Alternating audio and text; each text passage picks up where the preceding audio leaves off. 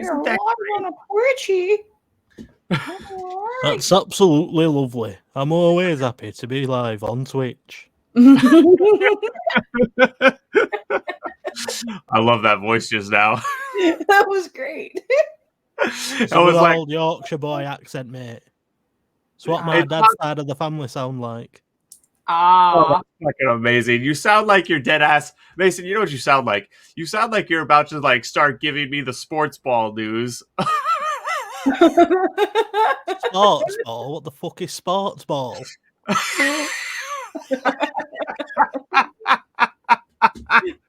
Oh my god. Listen, mate, the only thing we like here in Yorkshire is football and maybe sometimes rugby, depending on what kind of bloke you are. Oh my god. Well, I'm generally not a bloke that likes other blokes like grabbing up on me and aggressively fondling for control of the ball. So not a fan of American football then either then? Oh, not at all. Sweet. This is that. So I was gonna be like, the fuck are you talking about?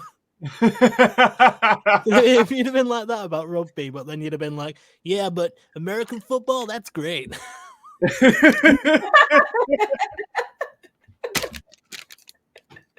Oh man, I should have walked into it just to get a rant out of him, Caitlin. What was I thinking?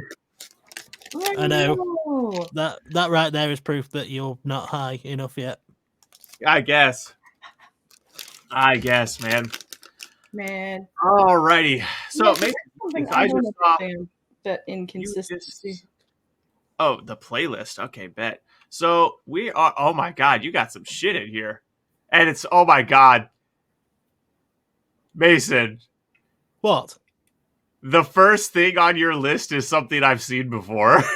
I was like, oh my god, what did I accidentally add? No, that's fucking cool. Oh, and okay. Oh my god, there's two things on here I've seen before. Bet. No. No! Mason, I have seen these videos before. No! It's not true! It can't be! How dare you! How dare you have watched these videos before I showed them to you, you traitor! How dare you expose my lack of originality? Well, really, what it is it's more so YouTube's lack of originality. It's proof that they just regurgitate the same shit in the algorithm. Yeah, right. Like, right. You and Zack like the same things, right? Not really, no. We have a few interests in common, maybe, but I feel like our Venn diagram would have very few things in it, though. I mean, yeah, shit, what would there be? Dogs, some music, tits, yeah, for sure. Yeah. Oh yeah, obviously. Who doesn't like tits? Right. Sad people. Mm-hmm. Yep. Okay. It's actually really strange because now that I've switched my setup, I can actually hear myself through my monitoring headphones, and that's it's kind of strange, but also kind of cool. You know, I do not have it set up to where I can hear myself through my headphones, and the reason why is I hate the sound of my own voice. I'm really used to it from doing it when I'm recording videos. So it was strange at first, but I have got used to it. Yeah. And it's more so that I hate the sound of my own voice as it's recorded. I don't mind hearing myself speak or anything. It's when it comes over a recording, I'm like, oh, what the fuck? Well, that's useful for a YouTuber and a live streamer. Right. Yeah. Yeah, I do radio, but I hate the sound of my own voice. Right? Like, so whatever we have to I do love back. Can I just say, Mason, Like I'm being told. I love that voice that you just did. That's what you did for the phone commercial, and I love it so much. It's the only American I can do. It's so good. Because it's like just the right blend of like I know he's taking the piss on Americans, but there's also actually Americans that sound that way. It sounds like one of those dudes from like those 90s commercials. What are you talking about, man? It sounds like one of the dudes from one of those 90s, from one of those like 90s things, like the shows, the sitcoms where they're all in high school and they're all like obviously in their 30s, but they're acting like they're in high school. That's what it sounds like to me. Yeah. Enchanting Kevin Tales Bacon. Publishing. Hello. It's Kevin Hello, Bacon. darling. It's Kevin Bacon. Oh my god. How's I'm it here going? to tell you about 5G wireless. Oh my It's going to sterilize you with radio signals. This is a tinfoil hat territory. Or no, wait. This is your dad's tinfoil hat territory. Territory? Apparently, I'm already high. Territory. Territory. Yep. That's so hip hop that he remixes himself when he's talking.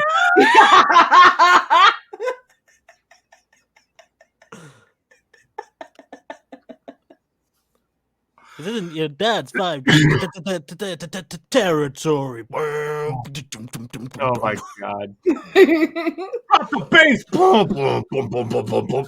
Anyways, hey, Enchanted, how's your day going? I hope you're having as much fun as we are already. Yep. Oh, how's it going? Mason, are you going to do your thing? I didn't hear you say their name. I was just about to say who's in the chat. Enchanted Tales Publishing. Enchanted Tales Publishing. You are awesome. I think I came a little bit. Well, my voice does tend to have that sort of effect on people. It's a problem I encounter quite often. People call into the show and they say, "Dear Mason, I've had a constant erection for 5 days. What do I do?" When the sound of your voice makes me irrevocably and unquantifiably aroused. Aroused. Wave to the alternate dimensions, Caitlin. I'm waving too. You just can't see it. Alrighty, visible wave, like a radio wave. So Mason put together a playlist of shit that he wants us to react to. Well, you don't have to do all of them. I just figured that we could choose one or two so that I'm actually contributing to the content that we're reacting to. Instead of just like, hey Zack, what are we reacting to? I think there's a few things on here that are actually worth looking at. So, I mean, this first one I've seen before. We're definitely starting with this when the villain makes more sense than the good guy, because like this is a good one. This dude is actually pretty funny. Everyone, if you don't know who Zack Starr himself is, okay. So first of all, the YouTube intro. What's up, everyone? It's Team Adventurous. Yes. So hello. Sorry, I was just holding back an enormous belch. Well, you should have just let her rip. Yeah, I should have. Too late. This is Team Adventurous. Caitlin, Adventurous affirmations. Let her rip. Yes. So anyway, Zack Starr himself is a sketch comic, and he's actually pretty fucking funny. So you really think you're gonna get this is when the villain makes more sense than the good guy. Away with this? I mean, probably. You know, backup's already on the way. No, they're not. Looks like you didn't notice the tracking device. The tracking device in your pocket? Yeah, we threw that out of the van when we kidnapped you. Oh, wait, what? In that case, can I give them a call? No. You know I get one phone call, right? That doesn't apply here. Doesn't matter. You seem to have forgotten the other tracking device in your other pocket. Yeah, we got that too. You checked both pockets. That's surprising. I honestly thought after you checked one pocket, you'd be like, "Oh my god, we found it. We don't even check the other." Probably the dumbest theory I've ever heard. Well, once I escaped from the chair, and how are you going to do that? Wouldn't you like to know? Well, you're handcuffed and duct taped, and it's a metal chair. So yeah, I'm kind of curious. No match for my pocket knife that was in your shoe. That definitely can't. Yeah, we got that too. Bro, personal space much? Again, doesn't really apply here. I got boundaries. Like, did you guys even take me to a restaurant before we came here? We did open the van door before you threw me in, so that was nice. You were saying something about escaping from that. When you're not looking, hop over to that table there, grab the gun that you leave. There's no gun right here, and I'm definitely not going to leave one. Maybe you should. No. Why, you scared? No. Oh my god. And then when Imagine Tom Cruise just doing that. No. We're in a... What I love about this is that it's like simultaneously it's taking the piss on like every action movie ever, but it's also taking the piss on people. They're like, yeah, if I was kidnapped, I would just do this and this and this, and I'd be good to go. It's like, you're a fucking idiot. I'd have no problem escaping. I'd just keep a tracking device in each pocket and one in my ass. They're never going to look in there. They will now. I love how I went into the Moonview Cottage voice for that one. Moonview Cottage. Keep a tracking device in your ass. Trust us. Nobody's going to look in there. Oh god. And it's Moonview Cottage. Mason, Lord. how dare you be so funny? Moon. Moonview Cottage. Put a tracking device in your ass. Trust us, it's for completely legitimate reasons. Mm-hmm. Oh my god. Put a tracking device in your ass. Because if you don't, we will.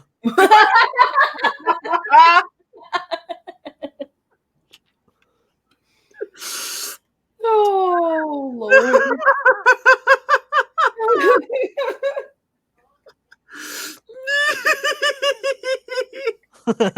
That giggle.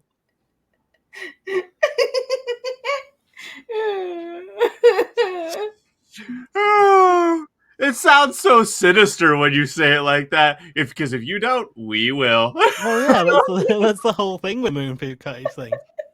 I know. Look out for Mr. Fish. He's very friendly. Sometimes he even likes to have guests for dinner. Enchanted says this is genius. We agree. Yes. Thank you. The video or our banter. Mm-hmm. The world may never know. It's better if you don't tell us. In which case, I'll use my grappling hook. There's no... I don't even know where you could get a grappling hook. They have that on Amazon? And in order to get across the alligator-infested moat, there's no moat. Put on my hover boots. Do you say hover boots? I don't remember saying hover boots. And then I'll hijack your motorcycle. I have an F-150 and the keys are in my pocket. I'll hotwire your F-150. Know how to hotwire a car? I'll steal your phone and Google how to hotwire a car. Do you know that?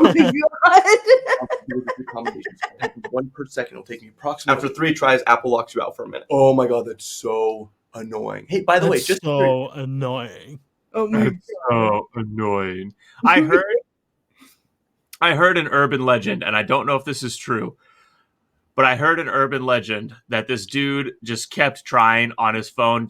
It was like his burner phone, and he had a new one, so he just fucking, and he just kept entering the wrong combo on purpose to see how high he could get the thing.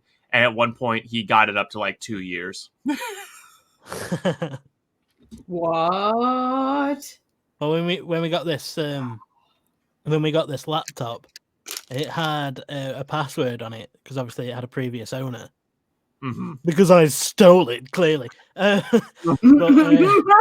we were trying to do a system restore, and it wasn't working. So Lee just tried a random password, and it worked. Whoa! Because it was owned by an old person, so we knew of someone that was important to that old person, and it because old people don't do security, it just happened to be the most obvious password. Yeah. Oh my god. Wow. Lee was like, "I'm the best hacker ever."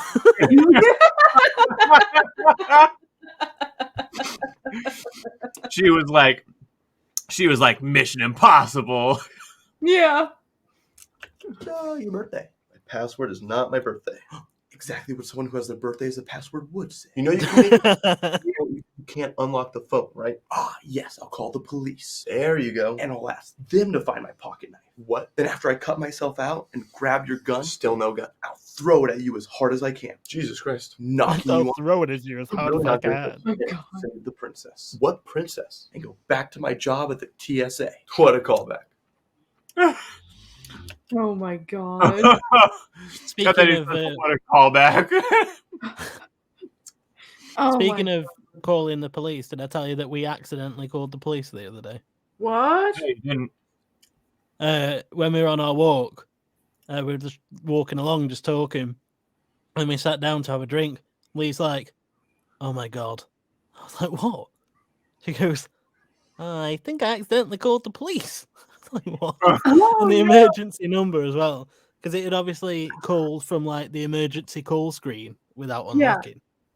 So we had like 7 or 8 missed calls as they tried to like ring us back. And then they'd left a voicemail. We like went and listened to it, and it was just the police guy like, "All right, I believe that you called 999, but I do believe that it was a pocket call. So if you really need us, please ring us back. But in future, please be careful because you can ring the police when your phone is locked." I was like, "Oh god." I said to Lee, I'd love to know what he heard while we were walking along, because we were just probably just babbling about like whatever. Right. So it's 999 where you are? Yep. Yeah. Huh. Yep. I mean, that makes more sense to me. And just 3 of the same number, as opposed to being like, "Oh my god, I'm about to be murdered by an axe-wielding psychopath. I better ring 1 of this number and 2 of the other number that's in the complete opposite corner of the screen." No, yeah, I agree. 999 does make more sense. 999, 911 is still fine. It's still easy enough to remember and still relatively easy. But if you're talking about, the easiest possible thing to dial in an emergency, 999 is better. I 100% agree. Mm-hmm. Well, when we looked at the call, I think the call lasted for about 3.5 minutes. So obviously he must have like listened to make sure that like nothing dodgy was going on. So it was just 3.5 minutes of us walking along like, "Oh, wouldn't it be cool if this happened in the bleeding ground?" Or like, right. "Oh, I was building this on Sims the other day." I wish I was Zack. He's so cool.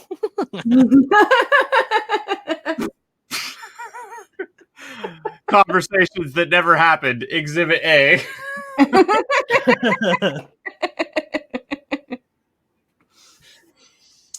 Now this next thing you have up here. Scientists have found the most horrible planets in known universe. It's funny. So this actually goes right along. I have a Kurzgesagt video that's on my list of things to watch too. We'll do these back to back because they're both like sciencey stuff. Okay, well, I figured that you'd like this one, and I find it interesting. So.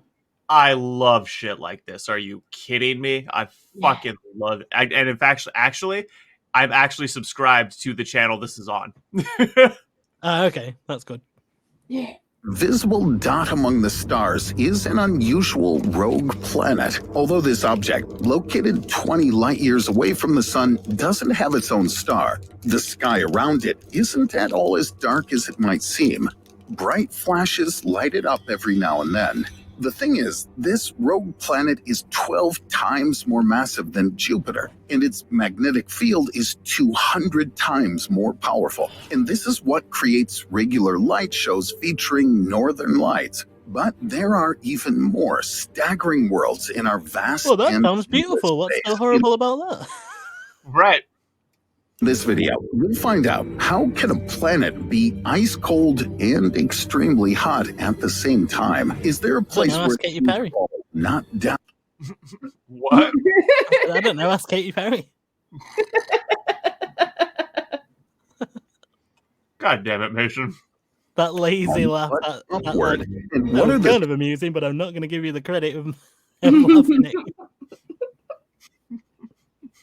strangest known exoplanets?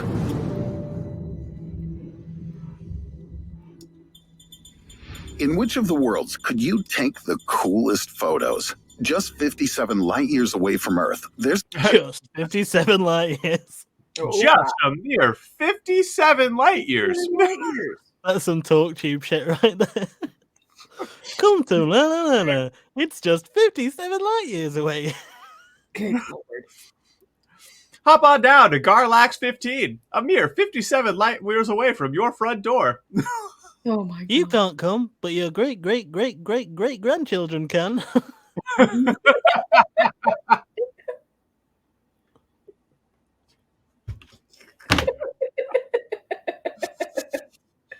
Oh my.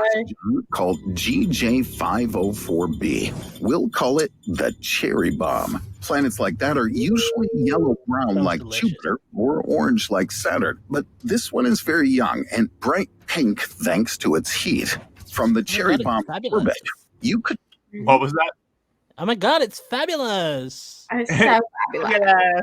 take some really mind-blowing selfies. No filter needed, especially since the nearest star is very far away and won't spoil any of the pictures with its light. In this Oh, yeah. planet, Yeah, the 400 sun always spoils pictures, yeah.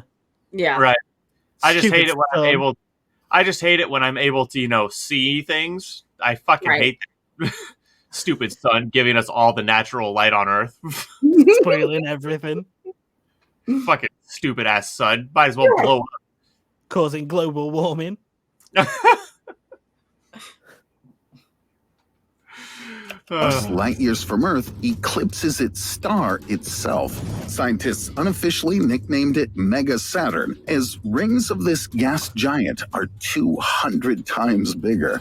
Their radius is half the distance between the Earth and the Sun. You'll need more than Wow. 2 years to fly around its outer ring, even if you have the fastest of rockets. What a terrific view, though. There's another exoplanet situated 320 light years away from us, and this is where we can find the most unique scenery. It orbits in a system consisting of 3 stars. When one goes down, the other 2 rise, and vice versa. If you think your working day is too long, you should know that here you may have to wait for nighttime for more than 100 years. So far, Whoa. the only gas giants. But rocky worlds can be much more interesting. Where do we That's find crazy, man, because that'd be like 3 generations that would just never know night. Yeah. Right. Right. And then And- I assume that the night would be super long too. Did he say how long night lasts? No, he didn't. He So did then not. that'd theoretically be at least another generation that wouldn't know light at all. That's fucking mint. Possibly, but it's more likely that the night actually only lasts a couple days. Because with 3 suns that it's all orbiting in a system with, the only time that there's going to be night is when the suns eclipse each other. Yeah. And Yeah. so you're only going to have night while the suns are passing by each other. So a day or so at max. It's Yeah. like opposite garden. Yeah, Right. exactly. the most unusual surfaces? There's Venus in our solar system with its sulfuric acid desert, where temperatures may reach 450 degrees. Oh my God, Mason, you just gave me a great idea. Ooh. Did I? Yes. I never Something you thought can about this share? before. Oh, Yeah, 100%. I'm going to Okay. use it in the 3rd book. Garden has 3 moons. Mm-hmm. So that means I could have extended eclipses. And depending on the moon's positions relative to the planet, Yeah. my eclipses could be much more dramatic. Right. Then- I So wonder, I potentially have extended nights. Yes. Yeah, that could be cool. And Also, what happens when the moons and they align? would be darker than pitch. Oh my god, what happens when the moons align? Oh my Well, god. Oh, I mean, especially since you have like a whole somewhat magical element to everything. oh god, Caitlin, Ritualistic potential. Caitlin, I'm building this scene in my head, okay, Caitlin, where I'm looking up at the night sky, and the three moons are all lined up in a row, and each one they're overlapping in the row, and the star is situated behind the center of the line. Oh my god, it looks so cool. Yeah. Some massive shit would need to go down Yes. at that point now. Yeah. Oh yeah. Yeah, I know exactly where I'm going to put this. At the end for the final battle. Yeah. Oh. Ooh. Oh god. Thank you for the idea, Mason. Yeah, especially with So what good. I already know about what's gonna. Oh, that's gonna be great. It's gonna be so good. So wait, guys, does anyone realize if we all meet on the field according to this plan, the battle is going to take place right at the beginning of the 3-day night?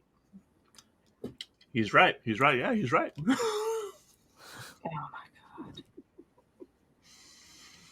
Oh shit. Yeah, except if Sin is still alive at that point, he'd just be like, "So." Yeah. Huge advantage for Sin, absolutely. Yeah. Dal would be like, "Oh my god, this is so dramatic. Something cataclysmic is gonna happen. I've got a really bad feeling about this." Sin would just be like, "It's just the moon's cutting. It's just the moon's aligning." Right? It's like, dude, it's just the astrological configuration of the planets right now in our solar system. Like, I love how chill he is. It's that bit in the last chapter where it's just like, he's so dramatic, man. I was like, "This my dude." that's how he was in real life. That was him.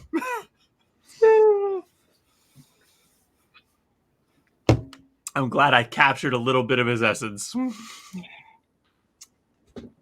Degrees Celsius. Meanwhile, 560 light years away from us, there's the Kepler 10b exoplanet, whose surface is 3 times as hot. This world is one giant hell furnace where temperatures rise to 1,500 degrees. The planet is... Wait, is it Celsius or Fahrenheit? There's a big difference. He actually puts it down there. Hang on. Yeah. He put it down at the bottom. 3 times as hot. This world is one giant hell furnace where temperatures rise to 1,500 cc. Oh, shit. And then 27 Fahrenheit. 1,500 degrees. The planet is 20 times closer to its star than Mercury is to the sun. To come down here, you'll need heat-resistant platforms like those on Mustafar, the lava planet from Star Wars. Okay. And if you don't want to get burned like Anakin Skywalker, be sure to take the high ground. Oh my god, spoilers! And not only that, the atmosphere there would be completely unlivable, so you'd have to wear a heat-resistant suit at all times. At all times, yeah. And You burn your lungs every time you inhale. Yeah, it would have to be a full-blown environmental containment suit. Yeah. And that, man. Honestly, to even begin to make that planet like something you could touch, like land on, you would need to use a Dyson sphere to block the light so it would start to cool. Yeah. I've heard of a Dyson vacuum, but never a Dyson sphere. Dyson spheres are these theoretical things you could build in space to do all kinds of cool shit, honestly. I'm thinking Dyson sphere. Hang on, is a Dyson sphere, because they have a few different names for these things. Mm-hmm. I can't remember if a Dyson sphere is. Owen! Sup, Owen? Owen, you are awesome and slightly irritating. There it is. It means I like you, Owen. But have you heard about the planet of contrast? How's it going, man? 20 light years away, Gliese 581c constantly looks at its red dwarf star with only one of its sides. And although the planet's situated in the habitable zone, just like ours, there's some blazing inferno happening on its surface. If you land on the light side, you'll find yourself in the middle of a scorching desert similar to Venus, where constant storms rage on and on. But having moved to the dark side to cool off as soon as possible, you'd immediately get frozen to the core. In this place, more or less tolerable conditions can be found only in a thin strip of land between the two hemispheres. But what if I tell... I've actually seen this video before, too. Mm-hmm. This video gave me some inspiration that I'm going to use in another book I'm writing. And it's this planet that he just described. Oh. Yeah, I feel like I don't think I've watched this video, but I think I've heard of this planet at least. Isn't it the one where they have like iron storms? No, this isn't that one. Both hot and cold simultaneously. 33 light years away from Earth, there lies the planet of burning ice. You may come down to its ground only if you have a heat-resistant spacesuit, and you'll be greeted by icy plains, which temperature exceeds 500 degrees Celsius. In heat like that, even lead will melt, but water is solid here. How come? The answer is the crushing gravity and enormous pressure.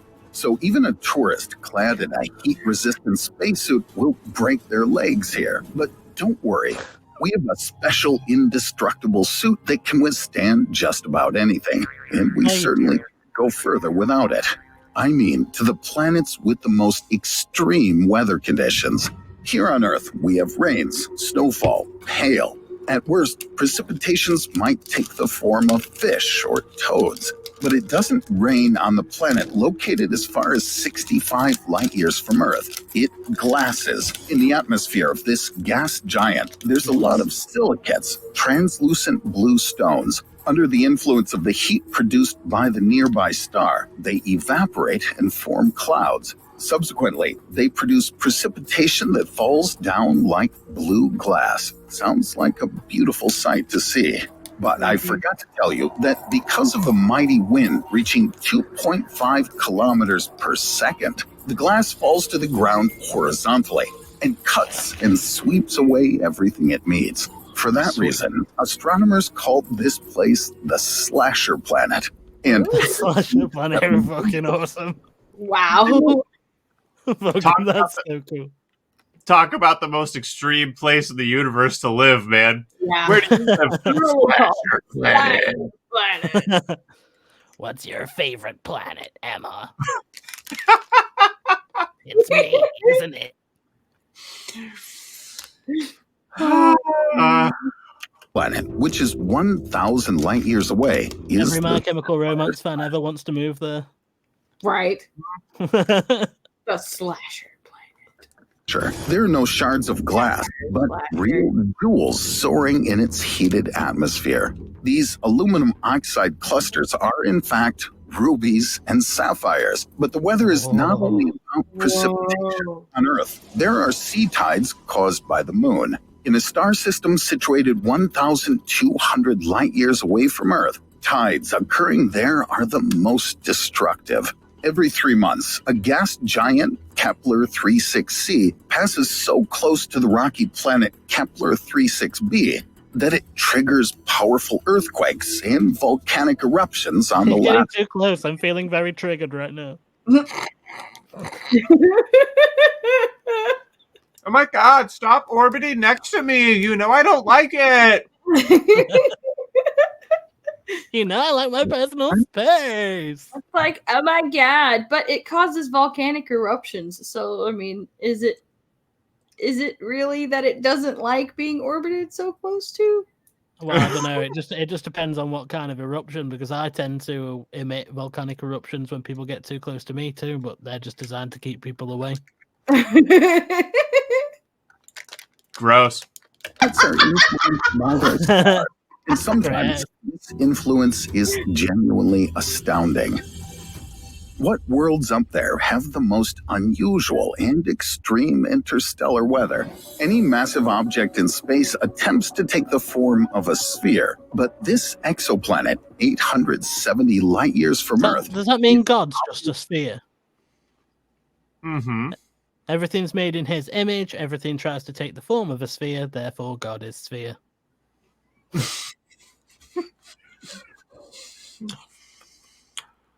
Oh my God. The atheist says to the Christians. Like an egg. That's because WASP 12b lies so close to its star that it nearly devours anything named WASP alive. If you try to jump from a platform... It's an egg. Like, because anything named Wasp is automatically evil, so... Right. Yeah. Standing on the convex side of the planet, you won't be... I would argue anything the star gravity will pull you up. Caitlin, you would argue what now? I said I would argue anything named cockroach is automatically evil. At least cockroaches aren't actively out to get you, unlike wasps that are like, hey, I'm going to fly into you, and then I'm going to get pissed off that I flew into you, and I'm going to sting you for it. Right. Yeah. Not only am I going to sting you once, not only am I going to sting you twice, I'm going to sting you as many times as I possibly can. As many times as I fucking can until you get somewhere safe. Oh, man. Oh, you managed to kill me. And if you do kill me, man, you just fucked your life up, because I emit a hormone when I die that brings all my friends, and they're going to fuck you up too. This is why I don't leave the house.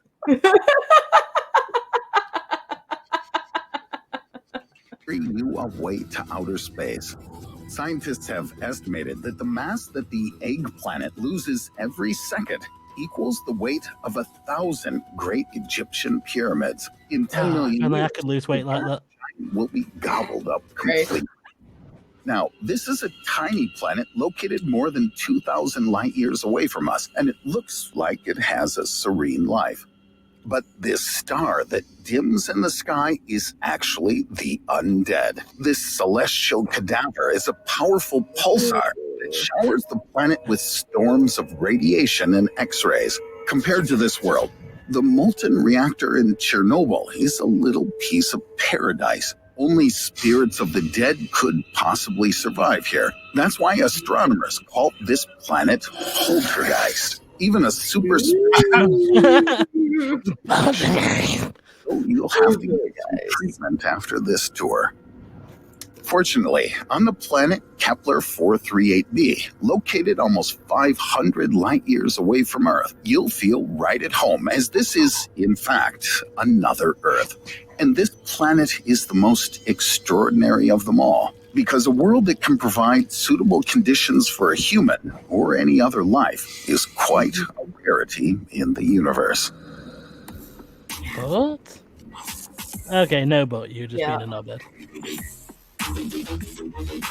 But this is the most amazing planet. Fuck all these other ones I just told you about. This one's the same as our one. Isn't that amazing? Yeah, get fucked.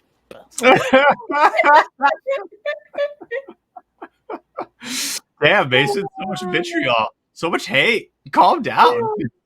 I'm just in a very good mood today. To be fair, talking of vitriol, I told you that I was reading that Dusty's diary, right? I got to the end today, although I'm not going to call it the end, because it wasn't a fucking ending. Okay. Oh my god, they just did like the whole like, and now it's the end. I just look, when it comes to a story, I like my stories wrapped up. Give me an ending. Give me like, it's just. So the dude like it comes out of the bunker and there's all the stuff that's going on and starts thinking about like going somewhere else. And essentially he goes on this little quest with this other person that he meets. They get to this place where they're going. It doesn't work out. He's like, have you ever been to the Caribbean? And then it just ends. What? Yeah, exactly, yeah. That's what I was like. Dumb. I was like, have you ever been to the Caribbean? And then it was like, you've reached the end of Dusty's diary. This has been an audible. I was like, I was on my walk and I was just ready to like fucking throw my earphone at the wall.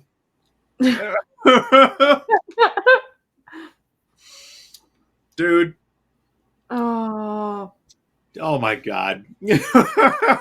Like, no. Oh, look at me. I'm the literary version of Sopranos. It's just fade out in the middle of the scene and it's so artistic. Nope, we're not going to give you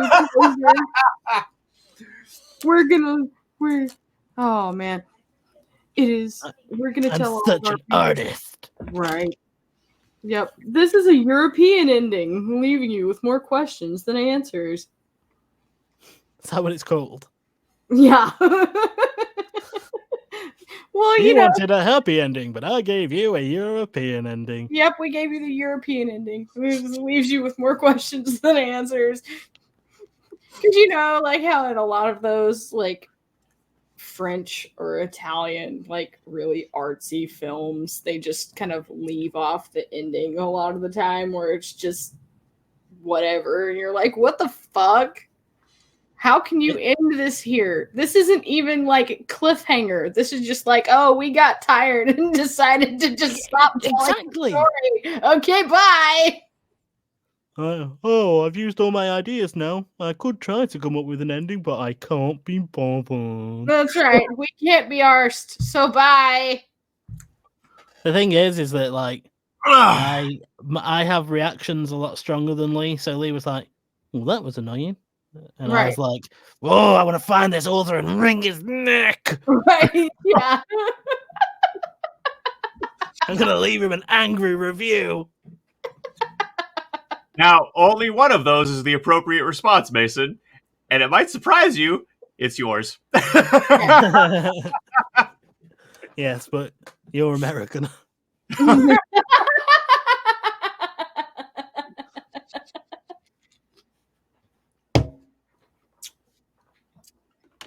Oh, man. That sort of emotional reaction is not acceptable in the United Kingdom. Like, why?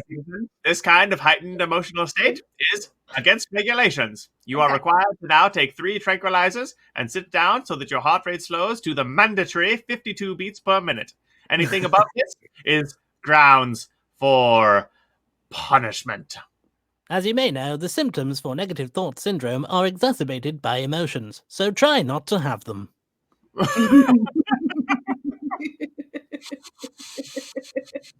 This has been The Mead. No, let's not start that again. Mandatory.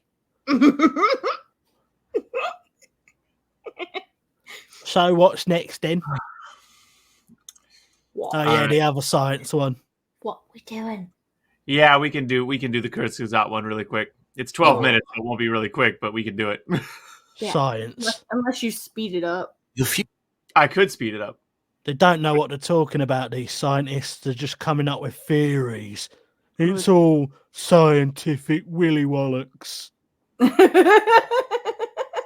What exactly is Willy Wallocks? I don't know, it just sounded a little bit like bollocks, so I thought it was the right thing to say. Sounds like something I'd say. Just a load of scientific willy wallocks. What are you talking to me about that for? Yep. Mint. Yep. Like, well, The future of humanity seems insecure. Rapid climate change, political division, our greed and failings make it hard to look at our species with a lot of optimism, and so many people think our end is in sight. But humans have always Your thought end's in sight. at times. Every generation assumes Your rear end. What I'm saying is your Your ass is showing. ass is showing like you're Owen.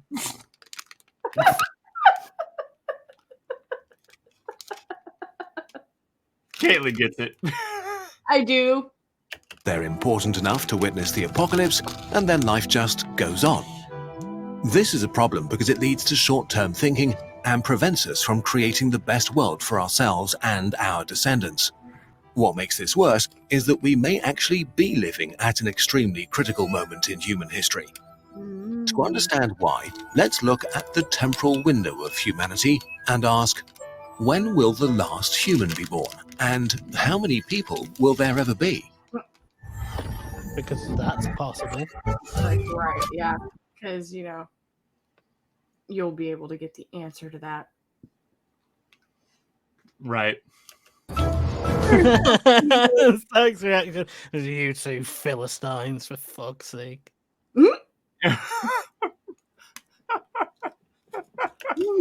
These sort of estimates come with a lot of uncertainties, so please take them with a gigantic grain of salt. To get a sense of how many people there will be, let's see how many people have already lived. Modern humans arose some 200,000 years ago. They were uniquely good at making tools, telling stories, thinking abstractly, planning and working together in large groups beyond their close family. Still, there were not that many of us. Surpluses of food were scarce, survival was hard, life expectancy was low. It took us 150,000 years to grow to a population of 2 million. Improvements were gradual and eventually led to the agricultural revolution, arguably the biggest change in our history. This was when our numbers really started growing. It took 10,000 more years to get to 300 million. But that increase was dwarfed by the Industrial Revolution.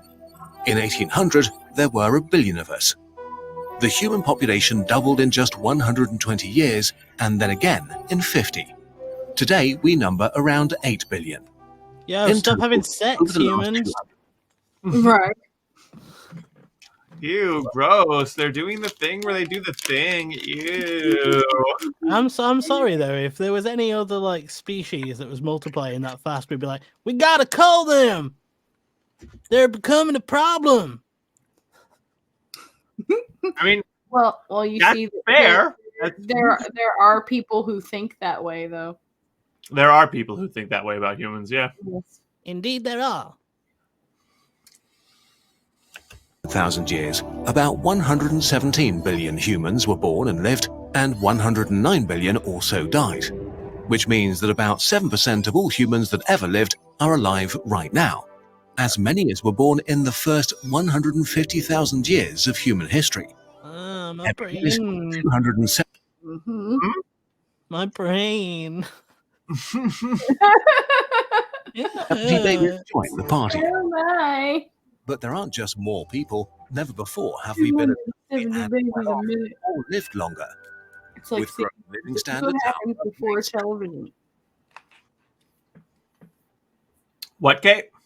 I said 270 babies a minute. I said, but you have to remember, this was before television. The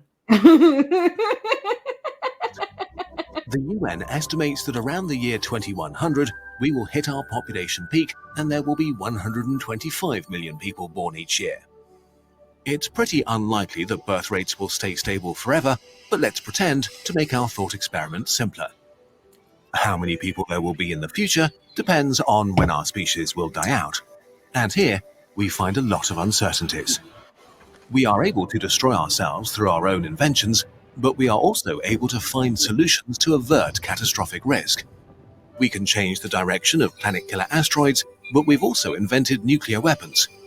We discovered antibiotics. Well, what do you think we're going to use to blow the meteors out of the sky?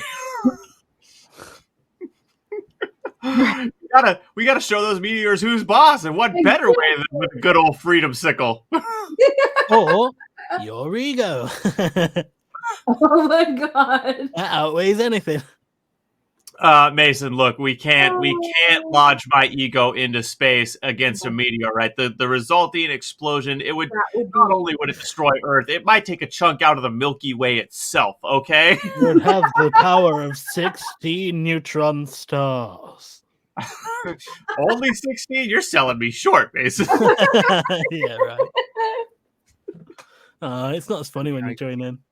Like, like the other day, he was like, "Oh, it's not as fun taking swipes at him when he can't hear me."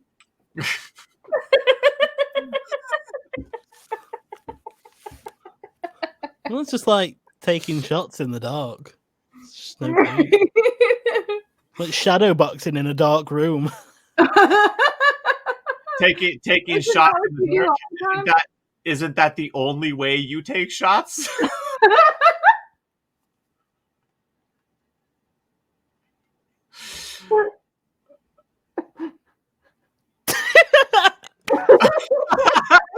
I was like, I was just seeing how long I could make that last for. And then there was a certain point where I realized we were just playing noise chicken. And I swear listen, Mason. In a game of chicken, it will almost always be the other person who isn't Zack who swerves. I will keep on going if it means I have to pile my car into your car. At least I won't be a pussy. Zack will go to extremes to prove a point. Yep. In a matter of days. Oh man. What? Yeah, Zack is like, pussy if you swerve. Not only pussy if you swerve, I get what's left of your car. That's right. You swerve, now give me a pink slip. we play chicken. We play chicken for pink slip. Oh my god. Dude, that would be actually the most like, can you imagine the death rate of that underground ring? Like, dude, oh my god, that would be, people would fucking, drugs would be huge in that community. It'd be like, the only way you could consistently win is just be so hopped up on shit. But then, of course, the other dude's hopped up on shit. So now, two meth heads are playing chicken with fucking old people. God. No, it's not old ones. It's like, it's all them proper, like proper pimped out, like, spoilers, neon lights underneath, NOS canisters. Oh my god. They've got details on the side. One of them has like their dad's Beamer. The other one has their like mom's boyfriend's Maserati. I'll teach you to try and be my dad, Steve.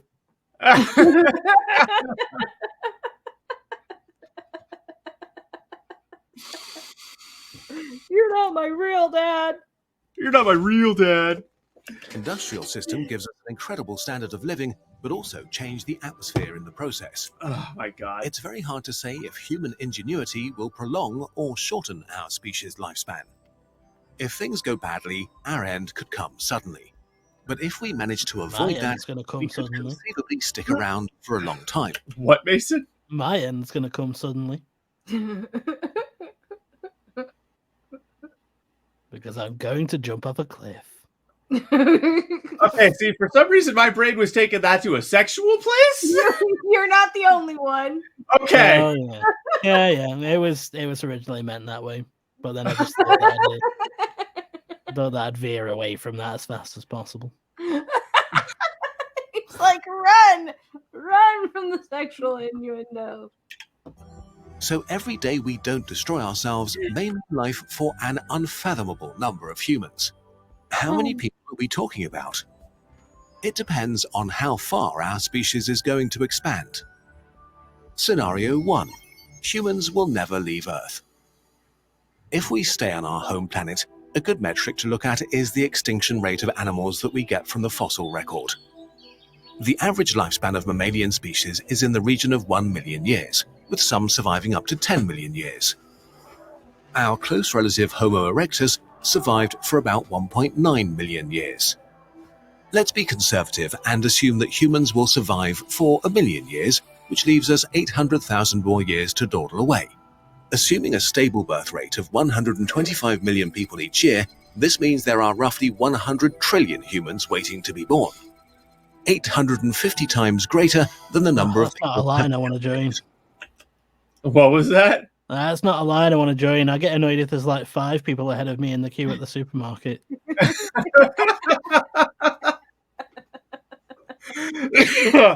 Oh my god! Now my brain is just picturing all the souls in heaven lining up, waiting to be born. They're just like, God damn! I feel like I've been waiting here for 1 billion years.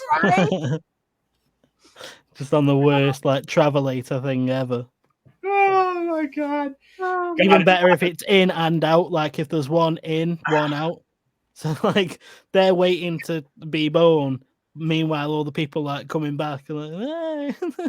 Like at the airport when you see the people coming back from the holidays, you're waiting to go to yours. Yes, dude. And God is just standing there with a megaphone. Be patient, you fucking assholes. Do you not see how many of you are jumping off the cliff at like millions of you at a time? Hold on, the line is moving. Oh my god. We've got one of them, like the signs that they have at theme parks. It's like this ride, the queue is 3 hours long. Yes. Oh my god. Hey man, you want to go to Earth? I don't know, man. That ride always has the longest wait times. Come on, dude. You know it's my favorite ride. Yeah, but dude, I hate that ride. Last time I got married to this fucking weirdo. She had this thing for cats. I ended up dying of cystic plasmosis because of it. It was a whole thing, dude. I hate that ride. Oh my god. Come on, man. Remember that time you were Attila the Hun? That was great. That was not great. I had to be put in timeout for 18,000 years after that ride. Because I was Attila the Hun. Yeah, but then there was that time when you were Tom Cruise. Yeah. Yeah, I mean, that was pretty sweet. I got to climb the amount of time out you're gonna get for that one. I got to climb the Burj Khalifa. That was pretty cool. All right, bro. Tell you what. We rock, paper, scissors for it. Ah, fine. Rock, paper, scissors. I went for rock.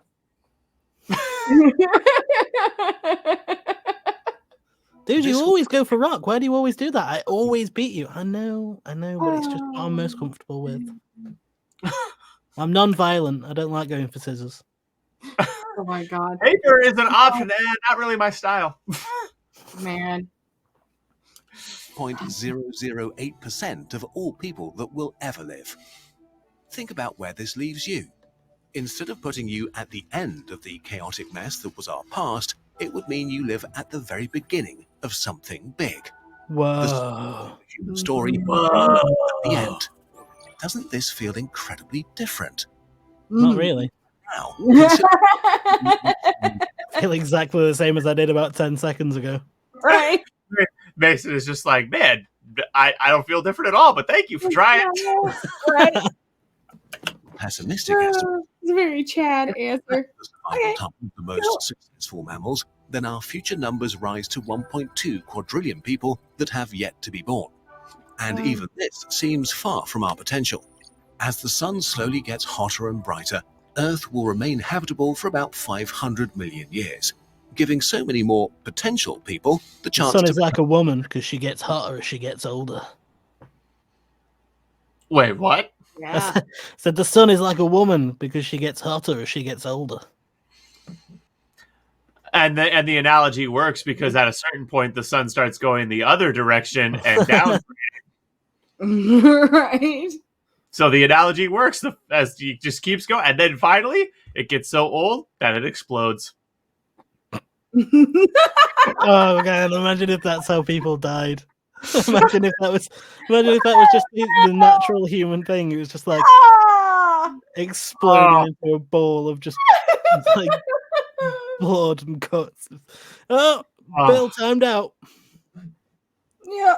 Oh my god! You know, like around the time we were about to start expiring, like our buttholes naturally fuse shut and our internal digestive gases start building up until we painfully explode and die. That would suck. Oh my god! Yeah, but then if that happens, the butthole sealing up would be like a warning, so you wouldn't go outside. Whereas it's funny if there's just some guy walking around the supermarket and it's like, I love how all my like analogies take place in the supermarket. Right? It's like anyway, he's just walking around. He squeezes the bread like the asshole he is, and then He squeezes the bread like the asshole he is. Can you tell I have a very small life? Does it show? I feel like it does. A little bit, but we love you for it. That is Now, funny though. let's Yeah, I begin do agree about that bread squeezing thing. Scenario 2, 100%. humans will leave Earth. It's like, look here. We went from humans worshipping the moon to humans walking on it. So who knows how much further we can. If we don't die out within the next few hundred years, ideas that seem outlandish right now become serious considerations. Mm-hmm. Yeah. If we believe that we have a... I was going to stop and make that point when he was talking about the mammal lifespan thing. It's like, dude, if we make it another 100,000 years, it's very likely that we'll have light speed travel. So at that point, humans become a galactic species, and God, I hope that doesn't happen. It's probably going to happen. Ugh. Especially with you, but not believing in God, you don't believe there's going to be an end times, Mason. So humans becoming a galactic species in your worldview is less a matter of if and more a matter of when. Oh, I know. It's just utterly depressing. I personally, man, if reincarnation is a thing, and I think it is, I would actually be willing to come back right around the time humans start jumping out of our solar system so I could be like a planet explorer. Like, man, oh God, I'd be down for that. I'd have a crew of 2 or 3 homies, and we were the best of friends, and I'd have my fucking old fucking 10,000-year-old fucking 6-gun on my hip, and I'd have some rope on my shoulder, and I'd be like, hey, let's go see if that fucking exospecies is edible. Right. It's just like that guy who just like fucks up his house and then he's like, oh, I'm just gonna move out this house because it's fucked up now. I'll just go move into another one and do the exact same fucking thing. Hey, we fucked up Earth and it's now a dead, empty husk like Mason's eyes. Shall we do something different this time? Oh my God. I have to do the same agree with thing. you, Mason. I think if we figure out interstellar travel, we'll have probably figured out like reliable, clean energy by that point. Yeah. Yeah, but it'll be more expensive, so we'll just use the good old-fashioned, like, bad stuff. Oh, Jesus, I'm so simple sometimes. Well, I mean, if clean energy was reliable, but that one of the things that goes into my definition of the word reliable as it relates to energy is cost effective. Yeah. That's one of the things that makes fossil fuel reliable is it's cost effective. Oh, okay. I get you now. Yeah. Chance of surviving for maybe millions of years, then we could expand onto the other planets or into our own artificial worlds. Life needs 3 things: the surface, resources, and energy. Our sun provides energy for billions of years, and there is so much water and material floating in the asteroid and Kuiper belt that we could sustain many times our current population. Instead of living on planets, we could decide to construct our own artificial worlds and habitats. With resources and energy so abundant, we could try out different types of society and ways of life. An interconnected civilization spanning the solar system would create the basis of existence for an absurd number of individuals, orders of magnitude more than if we stick to Earth, even if we only existed for a few million years. This future doesn't have to be grim and dark, as science fiction likes to be. Millions of people waiting to be born. Mason. Did somebody say Warhammer 40K? Right. I feel like he was just taking a shot at me, to be honest. This future doesn't have to be grim and dark, you morose bastard.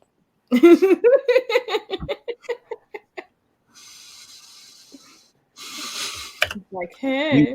Billions of doctors working on curing cancer, billions of problem solvers working on ending poverty, and billions of video game developers making life fun. It's funny that he says the curing cancer thing, because it's like literally they're testing a vaccine against cancer right now. Yeah. Like people will get that. What? So like people will get that. I heard you, Mason. Can we not go there? You know how I feel about the Covfefe vaccine, motherfucker. Can we just not? Okay, I'm sorry. More humans actually mean. I don't know why I glared at him, Caitlin. It's not like you can fucking see. I felt it. I fucking felt it over here, man. He felt it through the internet, Caitlin. That's how strong my personality is. Yes. He felt me glare at him through the internet. You do have that way about glaring at people. It's just one of my favorite things to do. Glare over to me. Yep. You can say so much with a well-timed glare. Exactly. It can be. Hey, Chad, what's up, buddy? Yo, Chad, you are awesome. Oh, God. Oh, God. Oh, my pants are soaked. Don't worry, it's not my voice. It's just that I've switched to a good mic. So. He says, why does Zack look like Slim Shady? Yo. He wishes he was Slim Shady. Not really. I call him the Vanilla Iced Z. I see what you did there, Mason. So clever. Honestly, 10 out of 10. Like that kind of shit, that's a once in a lifetime, man. Like fucking Eddie Murphy, Jim Carrey, Chris Rock, none of those motherfuckers are that clever. You honestly, a Nobel Peace Prize for comedy is what you deserve for that one, Mason. Just yeah, that sarcastic reaction would be much more effective if last time I made that joke you weren't like, oh, how dare you analyze me so brutally and honestly. I'm allowed to react differently at different times. Eat a dick. Consistency, bitch.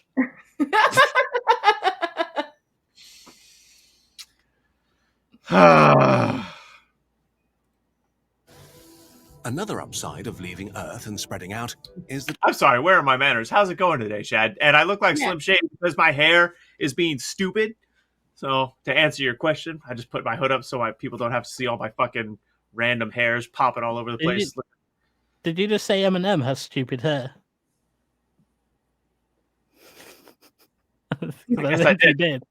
I guess I did. So, but the problem is, even like at the best his hair has ever looked, not even close to as good looking as mine. Oh, right, okay.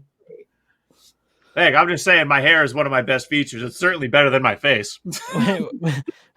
Wait for the surprise drop in 2 months' time when there's a diss track. If Eminem released a diss track on me, that would be the single greatest thing that could ever happen. Like, I'd be famous overnight. You have any idea how many books I'd sell? Right? I just love the idea that Eminem would be sat watching this stream of all things. My God. No, unlikely, not impossible. It is an amusing thought. Sitting eating Fritos, watching us react to scientific Willy Wallets. One of his hobbies is just going through Twitch and watching random streamers for a minute, see if he likes them. That would be fucking hilarious. Yeah. It becomes much harder for us to become extinct, as you need a solar system-wide catastrophe to catch everybody.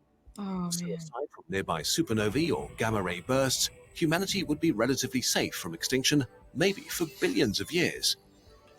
If we manage to survive for that long, slow evolution or genetic engineering might split us into multiple species, or we might intentionally keep ourselves the same as we are now. So I'm not even touching that one. Right. Well, it's just impossible. Genetic drift, mutations. I mean, we humans would evolve, especially if you considered going to other planets.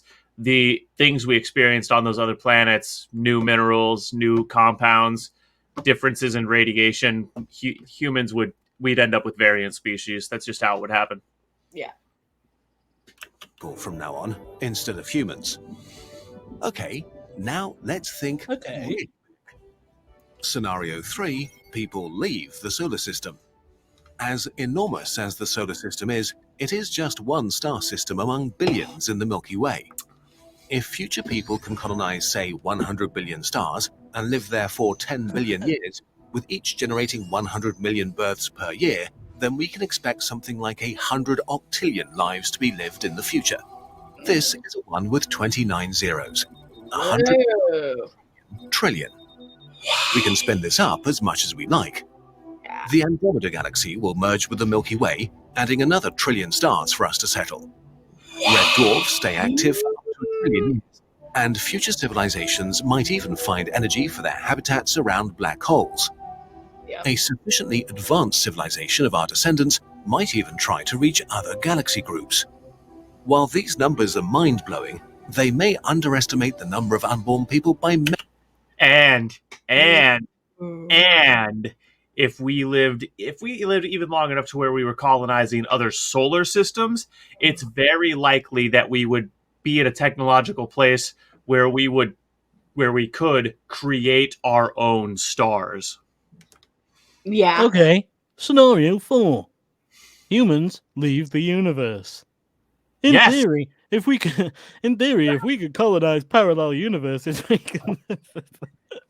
Oh my goodness. Yes. Actually, yes. Or the science fiction theory that any alien species that we come into contact with is actually just humans from the very, very far future. Yeah, that is a popular sci-fi trope. Well, actually, it's not so much that it's popular. It's just well established. Scenario 5. Mason goes back in time and kills everyone before we have a chance to flourish, so that we can't fuck up the planet. Why do you care about Earth more than humans? You what? Why do you care? I don't know. I just do. I'm just fucking with you, man. I don't know. I'm in a silly mood today. All right, leave me the fuck alone. How about I leave? How about I Come on, spit it out. I was trying to figure out a way to say that to where I inverted the meaning of the statement so that like we were having sex, but I couldn't figure out how to word it. So. Oh wait. How about I leave you the fuck with? There we go. That would have been. Yeah. Anyways, the moment's over. I wasn't able to come up with it on the fly. If we divide the total energy available in a galaxy by the average energy needs of a single person, then we get a trillion potential lives. Oh my god! Trillion. That's not a real number. He said that's not a real number. Not a real number. How are you just making things up? If we don't put ourselves in the next few centuries or millennia, What are we doing? Just coming up. I don't understand it, so it's clearly not real. we exist at a high point in human history, with incredible possibilities at our grasp. Zack's existed at a high point. Mm-hmm. I said Zack's existed at a high point. I mean, if we're talking like relative to all the highs I've had in my life, not really. No. This is very tame by my standards. Do you have to punch the joke in the face, though? Yes. Okay. Yes, Okay. I wake up, Mason, I wake up every day and choose violence. Yes. Environmental and societal. Love the sigh. do not exist yet. So while it's not en vogue to think about humanity's long-term future with optimism, or to think about it at all, maybe this has given you a bit of perspective. If we screw up the present, so many No, it's just giving me a better perspective. trillions of unborn humans are at our mercy. Just the way I like it. The are by far the largest group of people, and the most disenfranchised. Somebody. I don't think Kurzgesagt meant to make the statement that they just made. Why? 1,000 or because typically this channel has a pretty noticeable left-wing bias, and they just said the unborn are the most disenfranchised. Okay. A million years deeply depends on us today for their existence. This is why it's important to think about the distant future and why our presence is so crucial, why it matters what we do today. One Did you day, say crucial or cruel? born. He said crucial. Oh, I heard cruel. Change our perspective from us living at the end of the human story to us living at the very beginning, we can not only build a wonderful world for us and for them, but also for countless numbers of others. I'd prefer to live in the middle. Let's face it, the beginning and the end of stories are always the worst. I disagree. There's a lot of stories where I think the end is the best. Yeah. You got to do all like the wrapping up shit. Like the beginning, you got to do all the setting up and the character building and all that line, and then at the end, you've got to deliver on all the shit that you set up and stuff. And the middle's just where all the things happen. So Yeah. True. I mean, there's plenty happening right now, bro. yeah, that's why I'm saying that I'd prefer it to just be the middle. Yeah. Huge announcement. We're launching Kurzgesagt in 6 more languages: Arabic, Brazilian Portuguese, French, Hindi, Japanese, and Korean, on top of our English, German, and Spanish channels. Ooh, Nice. how you doing that? And a love for science to as many people as possible, especially to some languages that are underserved because it's not profitable to make them. If enough people watch our new channels, we can hopefully run them for many years to come. This is where we need your help. It takes us a lot of time. Give us money. Yep. Give us money. Real talk. They do. So I've disagreed with some of the content this channel has made. Because some of it has had political bends to it that and it's been clearly biased in some directions. But overall, shut up. So overall, they used where's the link to their actual website? Gone forever. What? Right? Like my hope. Oh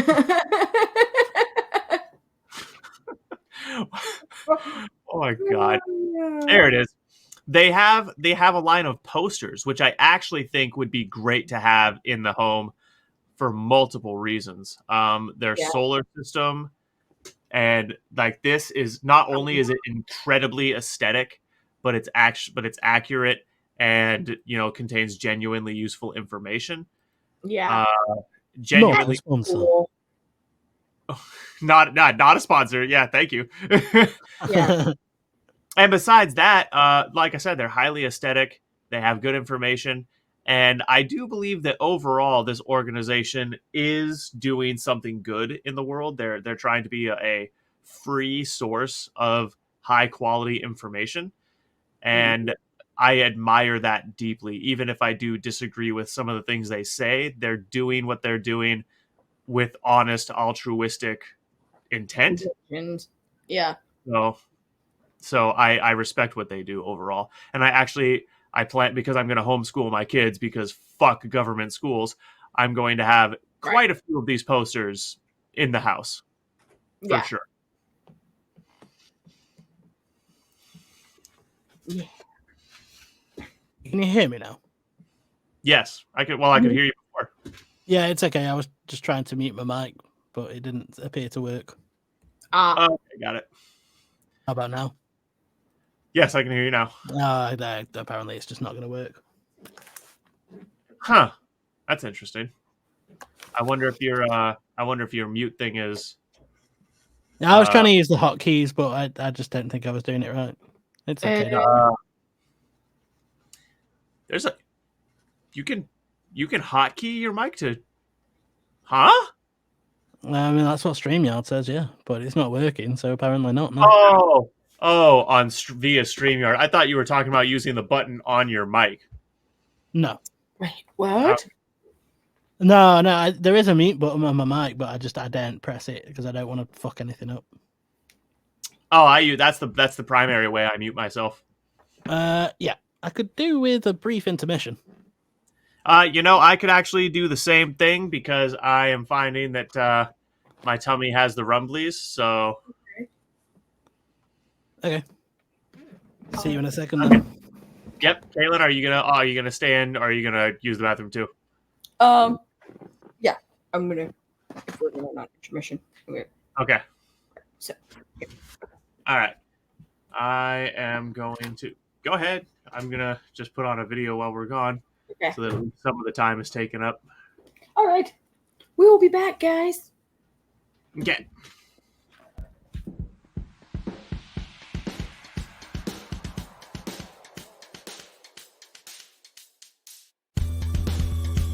This is interesting. Within the same paragraph, we've gone from puking commas to short sentences. And if I didn't know better, I'd say this looks like a cargo bay from some weird science fiction movie. You have not earned the right to be meta yet. 100%. I'm walking in here. Balls the size of dodgeballs iron to do that move. Walk up to 6 random ass dudes in the wood you know have weapons. And they're all their fighting. food that they have to work all day to get your ass to die. It's time to be deliberately overdramatic so that people get the fucking point. A totally serious moment here. Having loved you so, I'll never be the same. I can't accept that. It pleases me to be so changed. Your passion all consuming, driving me to madness. And it feels so nice when I whip out my dice. And I also whip my dick out. The only curb around here is the biting curb. You feel me coming? As the digital ink assaults your eyes with my agony. How would you describe that? I will take pumpkin pie, perfectly normal daily thing, and make it poetic. As the fluffy orange sweetness sat atop the plate, I could not help but begin to salivate. Do you know how long I stare at computer screens to get what you just did? What you just pulled out of your butt?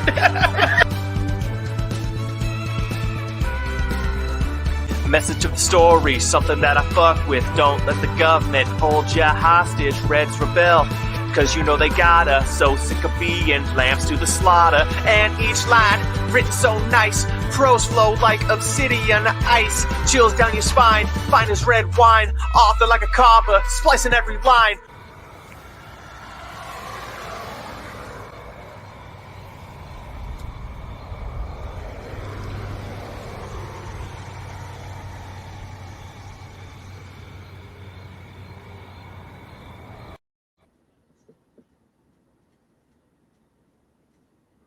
And that stopped. So, I don't know what's going on now.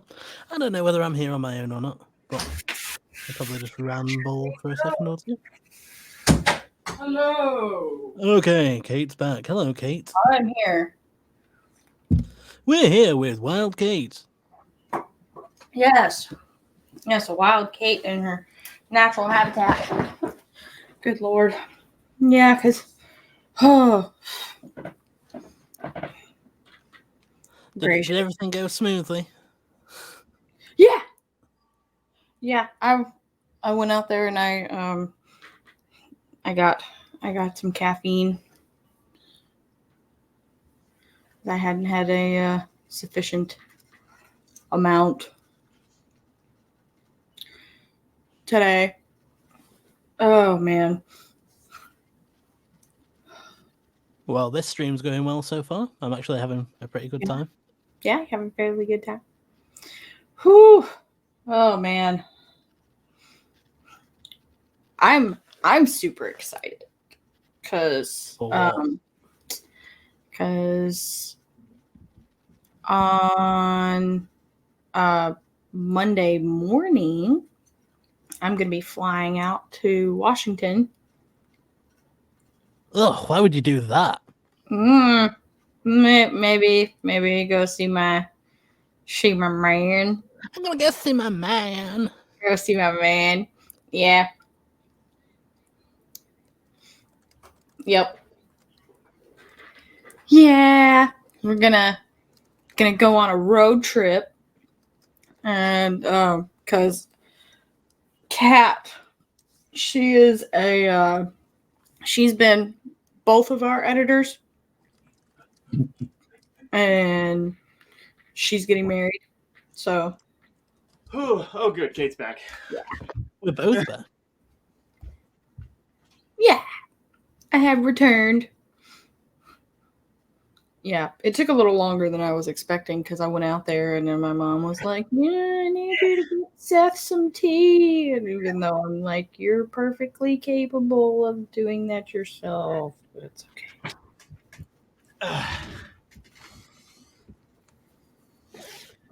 Mason, why did you put a comment in this show sucks?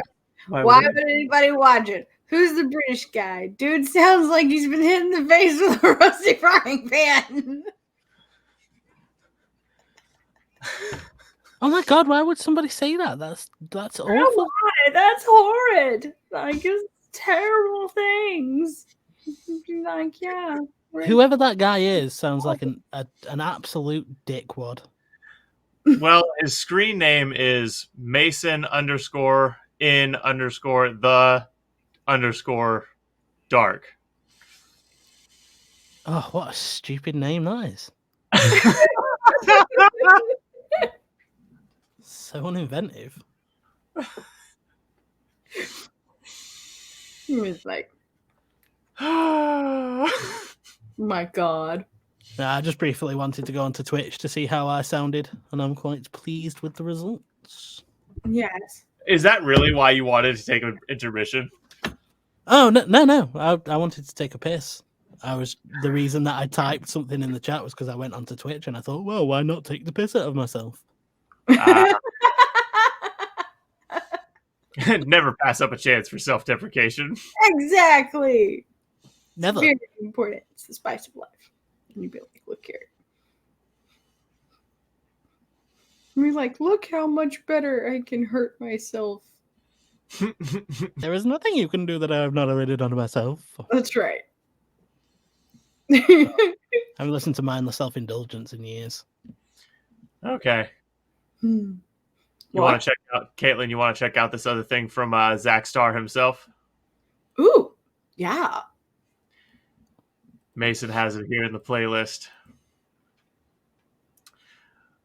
What guys think about while watching Netflix on the first date. Oh my god. Game time. So when she comes back, we're going to put on the movie. I'll keep it casual for roughly 7 minutes, then I'll initiate the physical contact. We'll start with a bitsy spider up her arm, which will lead into my arm going around her shoulder. We'll maintain that for another 5 to 5.5 minutes. Then we'll use my other hand for a little honka action, and oh, she's coming back. Please just sit next to me so I can make my move. Please just sit next to me so I can make my move. Please just sit next to me so I can make my fuck. Why? Why do bad things always happen to good people? It's worse than the games in Saw. I mean, does she not like me? Is she playing to get? Does she want me dead? Does she want me dead? Facts. There are dudes like this. There are. I hate to admit it, but I used to be this guy. Oh my god. Me too, probably. Oh my god. It's been so long since I was a teenager, I can't remember it. Yeah, my insecurity used to be through the roof. So she is roughly 3 feet away. Mason, this dude dead ass got out a measuring tape. This girl's like, what is he doing? What's amazing is she's like on her phone, and I don't like, at least in the skit, she pretended not to even notice. So that's about 800 billion light years, give or take, which means I got a lot of distance to travel. Better pick a long movie. So what movie are we watching? Titanic. Oh, I love that movie. Yeah, I bet you do. Yeah, I bet you do. All right, so here's what I can do. Oh my god. PTSD flashbacks. I'll slowly work my way over so that she doesn't notice. Get ready for some magic. Being a little bit creepy there, brother. Caitlin, he's about to go the entire distance right now. Yep. Oh, no. Oh, okay. I was wrong. Okay. He only moved like a foot. Yep. I'm like a freaking ninja. I'm like a fucking ninja. She's gonna get up right at the last second though, like right as he gets next to her, she's gonna get up to go like get some chips or something. Maybe. How do I get even closer? Oh, I'll go to the bathroom and come back and then sit a little closer. She won't even notice. I'm gonna go to the bathroom. That's not realistic because if you're in a stranger's house, you always ask to use the bathroom, right? I mean, if it's your first time there. Dude, I legit, and I'm not even taking the piss, I still ask my mother if I can use the bathroom when I visit her.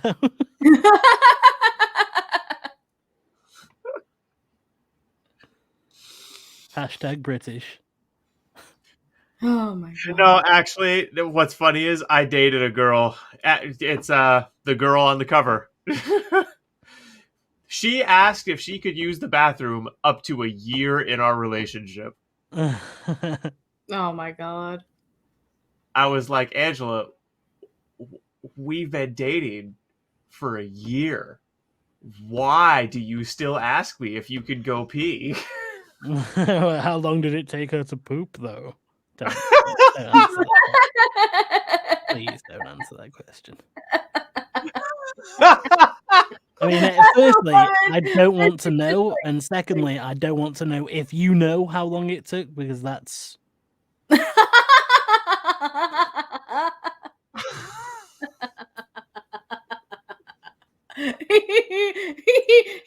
he's still getting over the fact that you tell me about the fact that you take epic shits.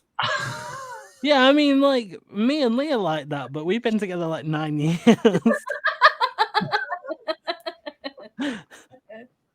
And even then, sometimes we say shit to each other. I'm like, we've gotten too comfortable with each other.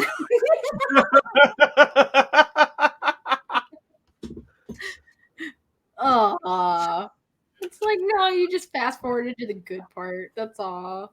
Yeah, pooping with the door opens the good part. Climbing up.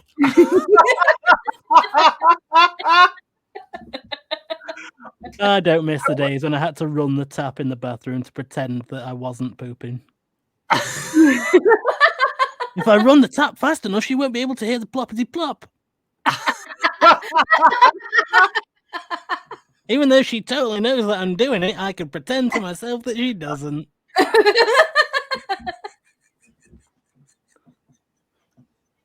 An insight into a Mason brain. That's so wasteful of water, though. Like, would playing music on your phone be like, first of all, just more effective, but also less wasteful? Yeah, probably. Yeah, but then he's probably like, but then that would like automatically alert the person that that's what you were doing. Oh yeah, because it's so believable that you're in there washing your hands for 3 minutes. Look, dude, I was in the I'm trying to impress this person stage. I wasn't thinking logically. Dopamine was making my brain mush. Facts. I know what will impress this girl. If I never take a shit without a fly.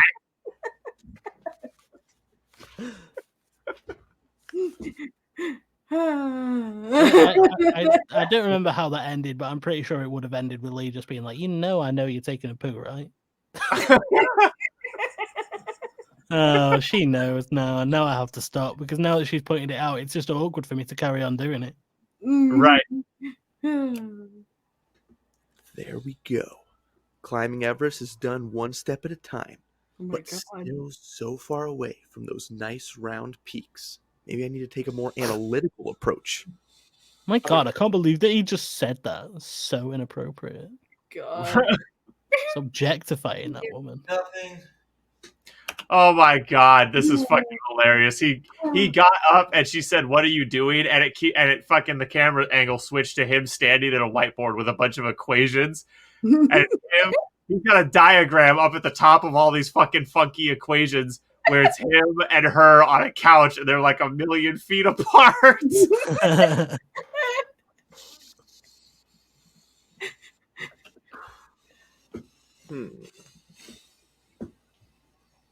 Okay.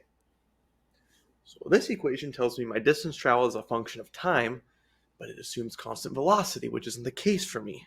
But that doesn't take into account relativity. So we gotta go to this equation. He's talking Willy Wallachs again now. Yep. And he's talking math Willy Wallachs. No, mathematical Willy Wallachs is way worse than scientific Willy Wallachs.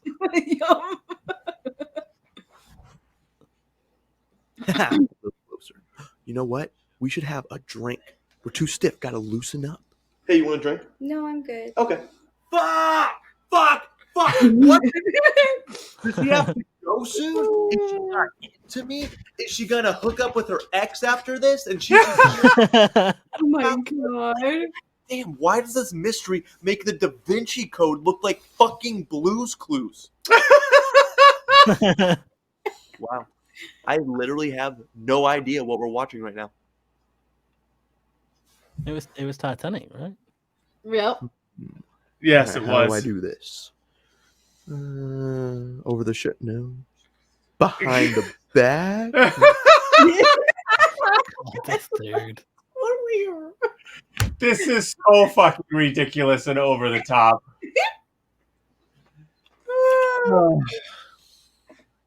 Maybe just go right. No. She might notice. Oh, She, like, you know, yeah. Don't say. You'll never notice if I just straight up grab her chest. Right. Yeah. Yeah, it's a good job. He's not blind, and he just does what I do, where I like reach out to give Lee a hug and punch her in the face because I've like missed where she was standing. I thought Lee was taller than you. No, we're pretty much the same height. She's like an inch taller than me. Okay. No, wait. The rule is righty up tighty, lefty loosey. Got to go for the left one. I'm never going to watch his hand again. No, yeah, the date's going great. She is all over me. And that's how it's God. Hey, do you maybe want to pause the movie and have sex? Oh, no, I'm not like that. What the Oh, for fuck's sake. Oh my God. Hey, do you maybe want to possibly have sex? Oh, no. Oh, no. What do you think of this?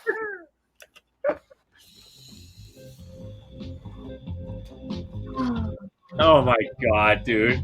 Oh no, I'm not like that. It's like Said no guy ever. Right. Like, I'm sorry, that's just not believable that the average guy would turn down sex in that situation. It's just, which is part of why it's funny, obviously. When I was younger, not long after I became sexually active, me and this girl were like getting it on, and we were right about to do it, and then I said, "Are you sure?" And she went, "Actually, no, I don't think I am." Oh. And it didn't happen. Fucking cock blocked myself by being a nice guy. God.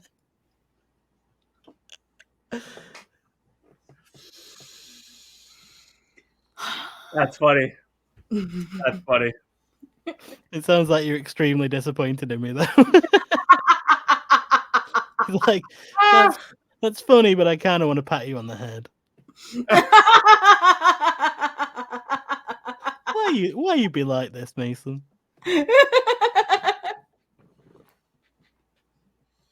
That was a story I probably shouldn't have told live on air. I mean, why not? Other than it might be a little embarrassing. I know, yeah, because I never say shit that embarrasses myself. Right. Right. Yeah. Mm-hmm. Never. Oh my god, it's an hour long. Oh my. What is? Yeah. This SCP. Oh, that seems long. Yeah. That is long. Yeah. Hmm. We would have to watch party that shit. One day we need to set one of these aside to actually watch one of them Welcome to the Night Vale things, because I really want to fucking know what it is. Yes. I mean, we could do that right now. They're only like they're like 20 to 30 minutes. We could go check one of those out. Okay. Yeah. All right. If this is shit, by the way, you can't blame me, because I have absolutely no idea what it is, other than that one person in the comments being like, "You'd be perfect on this." Right. Hmm. Yeah. No, I would never hold you responsible for some shit someone else did. Now here's a question though: do we want to go to the very first video they have up, or do we want? And it's funny too. The very first video they have up isn't the pilot. So do we want to go to one pilot, or do we want to just do the most recent one? Mm-hmm. I don't know how serialized they are, but yeah. Oh, my Spotify's just started playing. It's funny, I hear it. Just out of nowhere. Yeah. That couldn't really have been a more embarrassing band either. What is it, the Goo Goo Dolls? No, it wasn't. So who was it? I'm not going to tell you. You'll tell me about this time you cock-blocked yourself, but you won't tell me what band just popped up on your Spotify? It's like more embarrassing than that. It's a band called Busted. Ah. That sounds like that sounds like that whole thing is the name. A band called Busted. no, it's Busted. They were like big. They're like sort of like the British version of the Jonas Brothers that were like kind of big when I was like, early adolescence. Sort of thing. Gotcha. It's one of them. It's one of them sort of nostalgia listen things. Anyway, shall we go for the latest episode then? He really is embarrassed, Caitlin. I'm not. I'm just trying to. I'll sing it. I wake up scared to phone her, realize I'm a loner in love. Yeah. Aw. You know, Caitlin, if we could cut a little bit of the nasal quality out of that would be good. Like that'd be good quality vocals right there. Yeah. Yeah. That it was sort of accurate to how they sing though, so yeah. Okay. But you said maybe the most recent one? Yeah. Let's get a taste of where they're at. Right. Okay. I'm not investing into episode 1 if I don't know if I like their style or not. Right, okay. All right. This is 210. In the middle. 10. Context is for pussies. This is 210. 10 years later, the channel is Welcome to Night Vale. Okay. And for context, viewers, none of us have any fucking clue what this is. So, for context, we have no context. Exactly. Right. We're not giving you any either because context is for pussies. Right. Why would you insult you? Pussies. Adventurous affirmations. Exactly.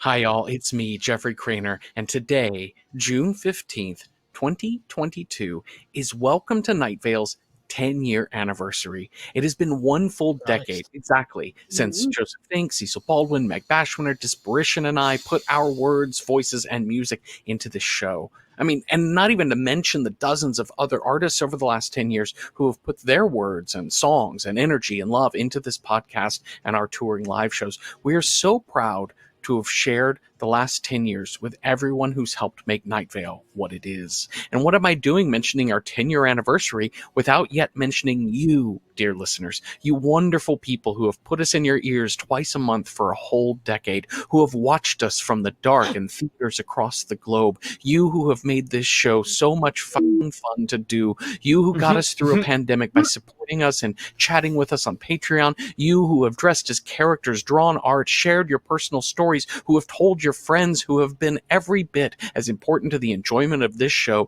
as any of us making it. Thank you, listeners, for 10 what seems like very short but very fun, very loving years. We only just got here, so get to the show.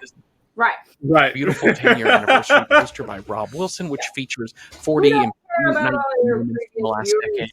And you can get that along with a lot of other really cool Night Vale things at welcometonightvale.com, clicking on store. Oh, and if you want to be one of our Patreon members, Patreon is the blood of this whole operation. Just check out what chapters in your video so I can skip you being a fucking good person. Yes. Right. Patreon.com/welcome to Night Vale. We have an ad-free podcast feed, director's notes for each episode, regular Zoom hangouts with me and Joseph. I'm falling asleep. Hey. Right. All years right, there, Chatty Patty. Let's go. The desert community, where the sun was hot, the moon was beautiful, and mysterious lights passed overhead while we all pretended to sleep. Now we're still all of those things.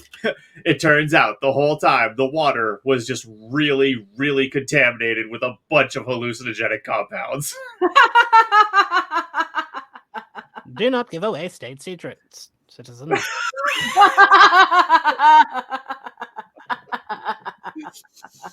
But we also have the new Adidas outlet at the mall. Welcome to Night Vale.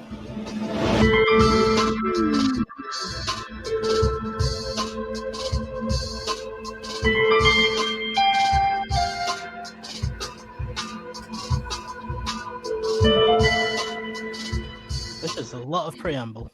Yeah. Yep. Okay, well, today is the day. Carlos is on the way to the station, and he should be here very soon, and I will get to present him with his surprise. I am holding the certificate. There isn't usually a certificate, but I insisted and printed one out myself. There should always be something tangible to mark the really important intangibles.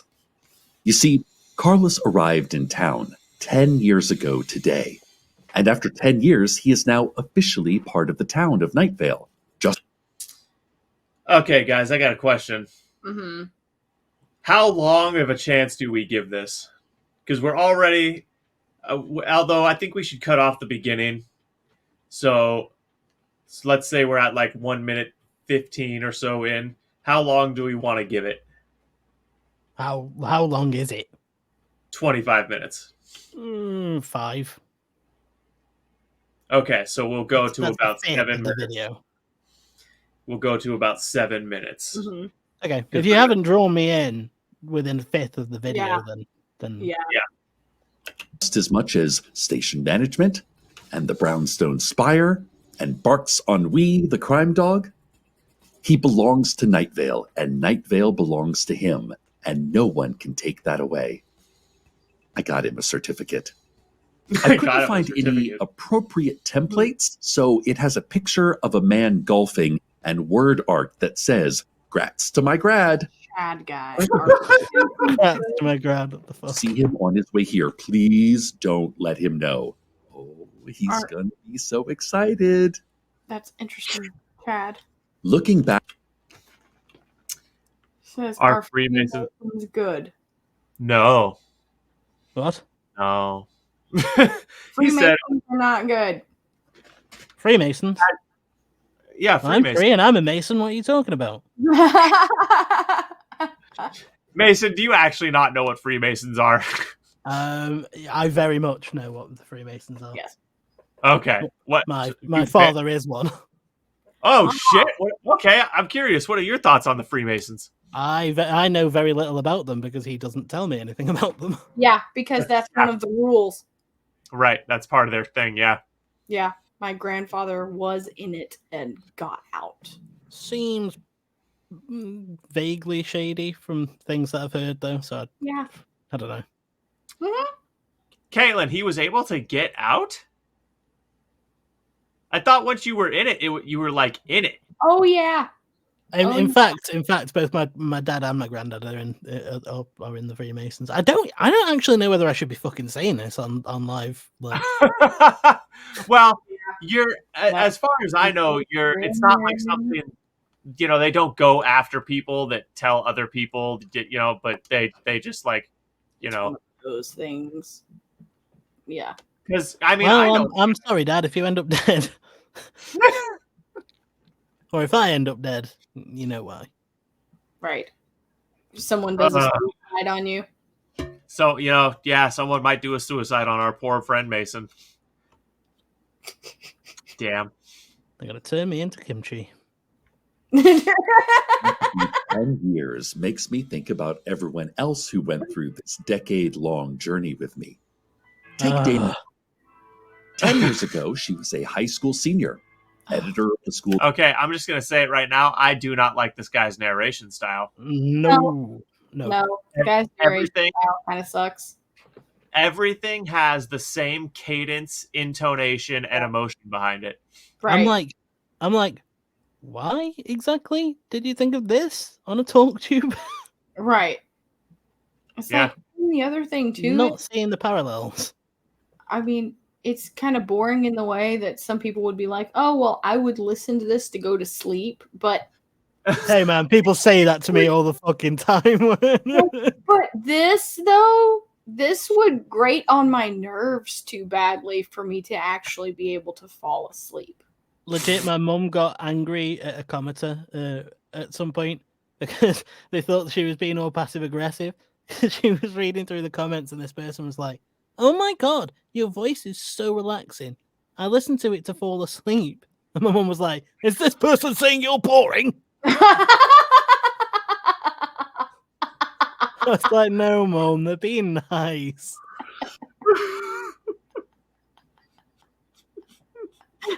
Oh my god. Oh. She's so protective. I love your mom. Me too. Oh my god, that's funny. Paper with a strong interest in a career in journalism. She became an intern here at this very station. She became an intern here at this very station. This very station. What I want to know is why 10 years into... Well, I mean, okay, shows definitely do that thing where here's a recap of all the things that have happened. Like, that's definitely a thing. But, like, I don't know. Yeah, I'm not feeling this. No. I feel like maybe we should give them one more video. You know what I mean? Yeah. Yeah. I mean, I feel like they're relying on you having the context of past episodes. True. Yeah, I agree. So I am going to the pilot. Yeah. Which is like, yeah, on one hand, you're rewarding like regular listeners. But like, let's say spoilers for this next Dear Mason. I was gonna have like the guy, you know, the hello Mason. I was hoping you could. I've currently got some meat stored in my attic. I was gonna have that guy call in again, which is funny for somebody who's listened to the first one. But I wasn't necessarily gonna have it like tied into the first call. Right. Yeah. So it's like if you've listened before, you'd be like, "Oh my god, this guy's called before." But if not, it's just a funny thing on its own. Right. Right. Which And is that's what how, you should do.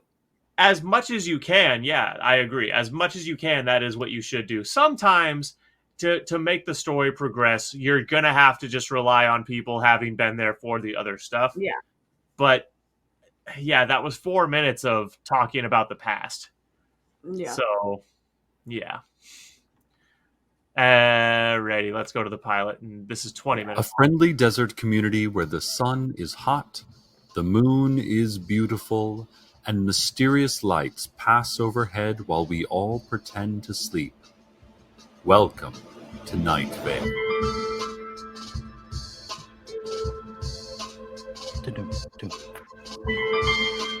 Sounds like something Zack should be spitting bars over. If it went long enough, I'd try. Right? Like mysterious balls. Yeah. Mysterious bars. Caitlin, write that down. That should be a song. Mysterious bars. Yeah. To start things off, I've been asked to read Twilight Zone a brief bars. notice. What was that? It's sort of like Twilight Zone bars.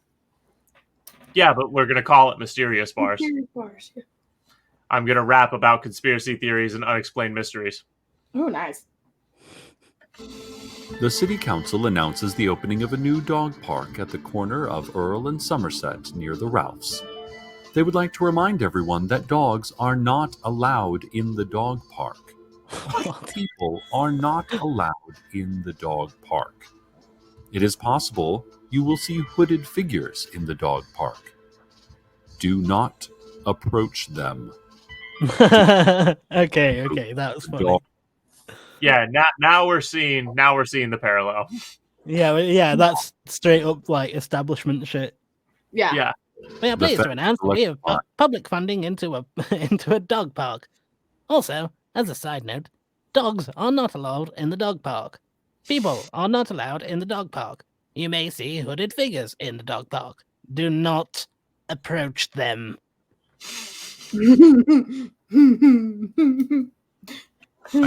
highly dangerous. This is Try not to look at the dog park, and especially do not look for any period of time at the hooded figures.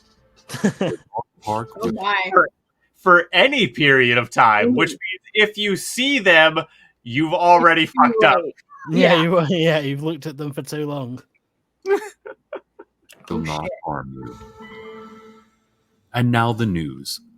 Old woman Josie, out near the car lot, says the angels revealed themselves to her. Said they were 10 feet tall, radiant, and one of them was black. Said they helped her with a very 10 feet tall. One of them changed a light bulb for her, the porch light.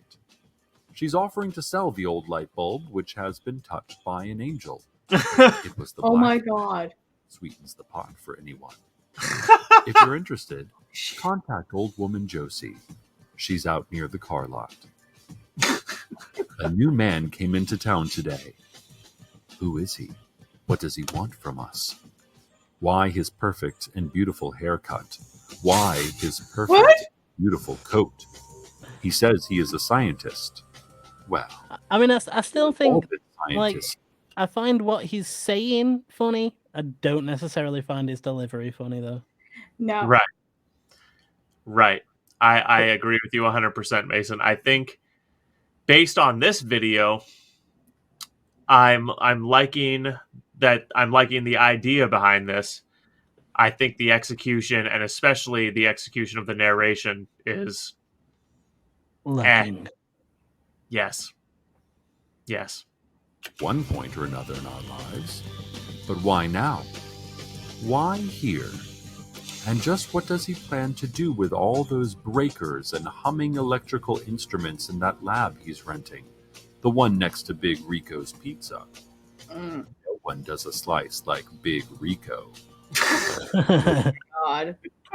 Just a reminder. No one does a slice like Big Rico. No one.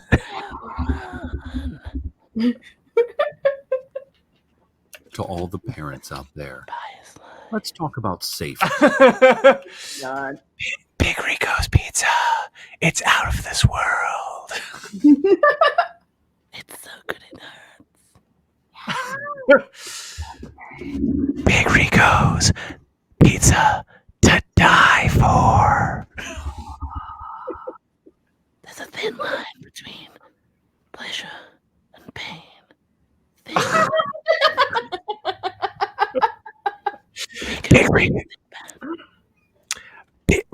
Rico's new deep dish ghost pepper pizza hurts so good.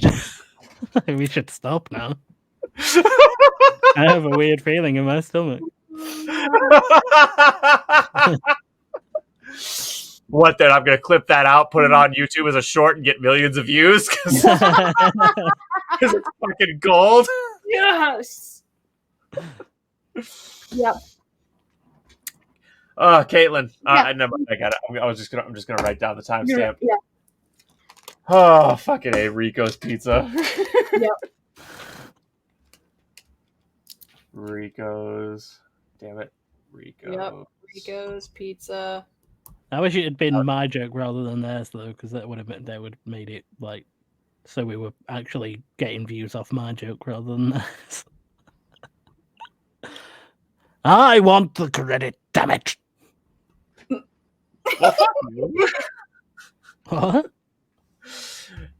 I said, well, fuck you. Or you're talking about the Night Vales instead, our joke instead of Night Vales. Yeah, no, yeah, I was talking about, I wish it had been like, okay. I wish the pizza place had been a talk tube invention, basically, is what I'm saying. Yeah. Oh, yeah, but see, the thing that we just came up with, we took the thing that he said and made it our own thing. Like, he did not, he was not making the implication that you could get a spicy bite of cannibal pizza at Rico's. Right. I made that implication. Yeah. And we gave it the sexual. Oh my god, that brings. Oh my gosh, that would give a whole new perspective to if they started offering vegan options.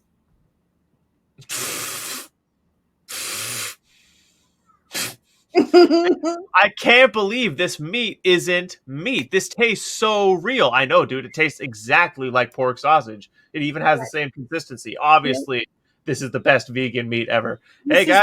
Thank you so much. It's made in-house, so enjoy. Hey. By the way, has anyone seen Tony around town lately? No, can't say I have. It's been a minute. This sausage looks strangely like an intestine, but I'm a doctor and I've seen plenty of human intestines, and this looks very much like a human intestine. Would you like to step out back so we can have a quick conversation? Oh my gosh. Meet my friend, Matt Cleaver. Matt Cleaver. Ha ha ha ha, Mason. I'm on the spot. I like to be scripted.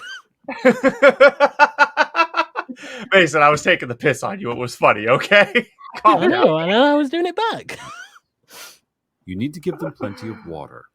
Make sure there's a shade tree in the area, and keep an eye on the helicopter colors. Are the unmarked helicopters? Yeah, Mason. It's almost like the British dude can't see anything. Owen. Not a good area for play that day.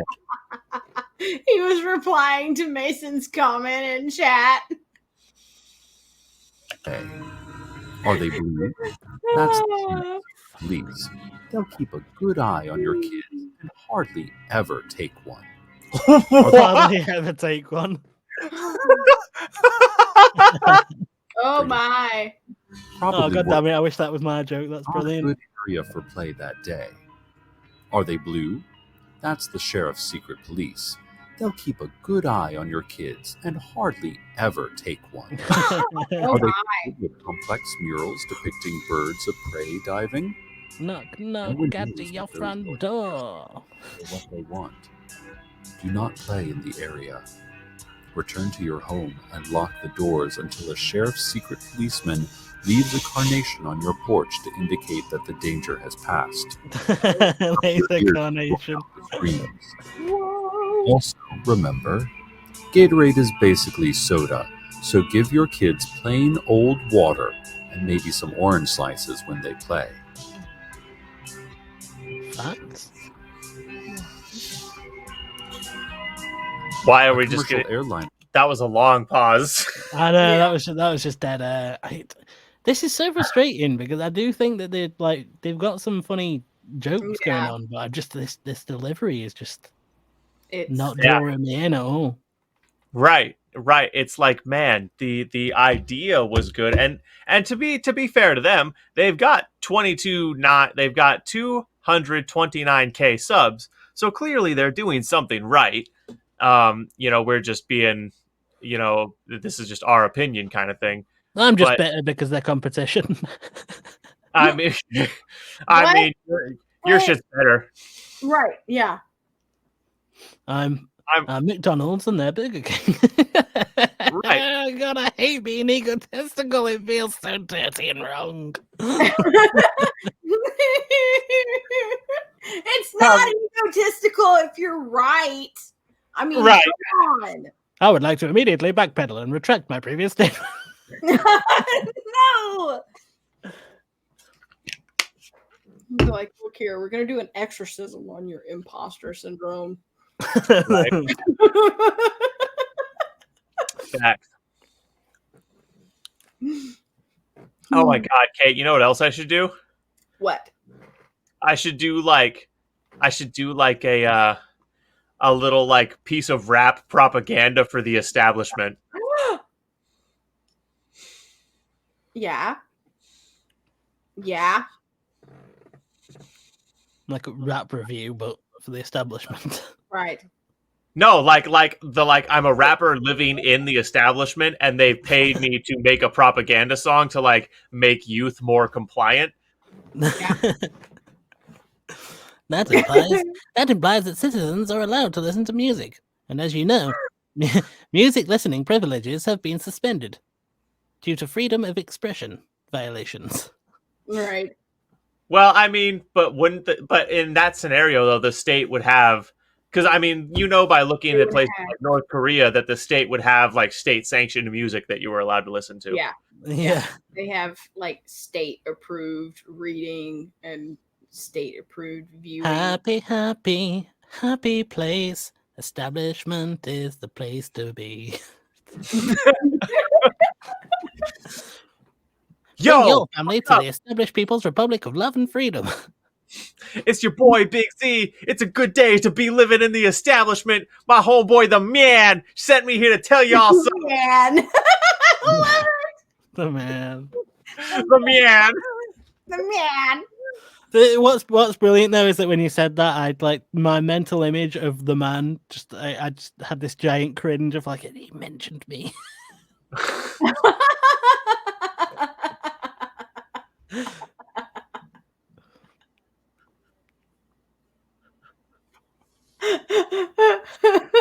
Caitlin. I didn't cringe. It was just like the supreme minister.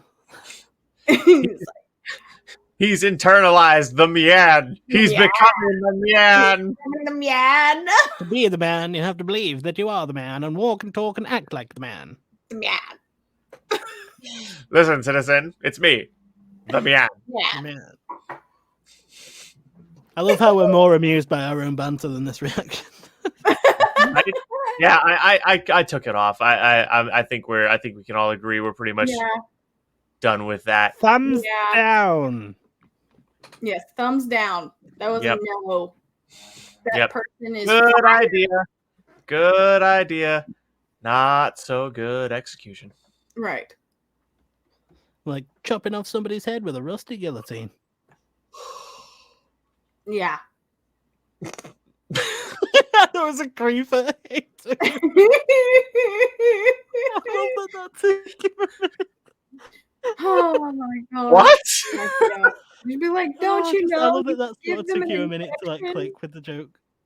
No, I was just sitting there. I was like, did he really?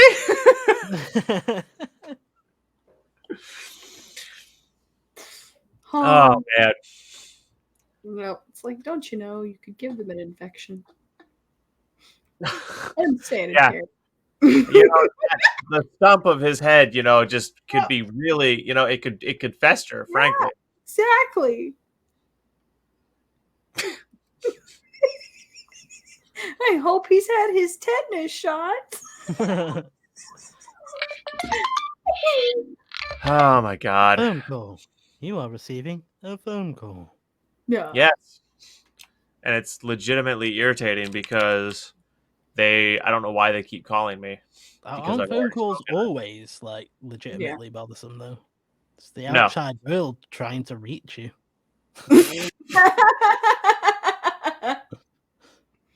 People who live in the outside place trying to get into your inside place. Oh That my. sounded vaguely wrong. Yeah. Cue the George Takei gifs. Oh my. Oh my. So, Mason, are you aware of who Filthy Frank is? You got to be aware of who Filthy Frank is. No. Sounds like my cousin. That's what we call him, Filthy Frank. That's because he hasn't taken a shower in like 6 years, though. Caitlin, I can't believe. Yeah. I can't believe that you can't believe it. I mean, we've been doing this a little while now. You should have learned by now. Like, No. my culture references stop at like 2011. Oh my.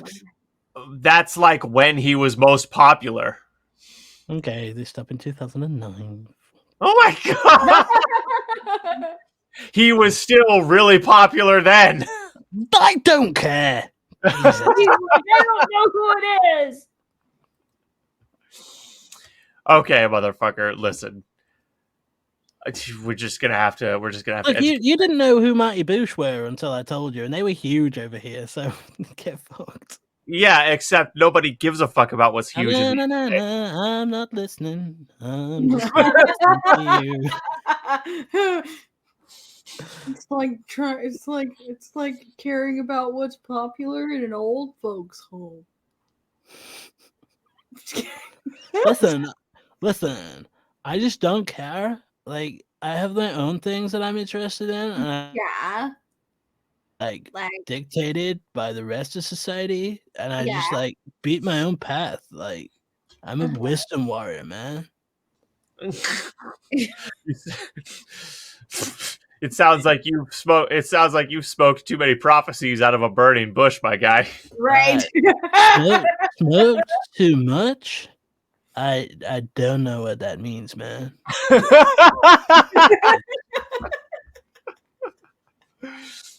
I smoked just enough to like give me the right buzz and stuff.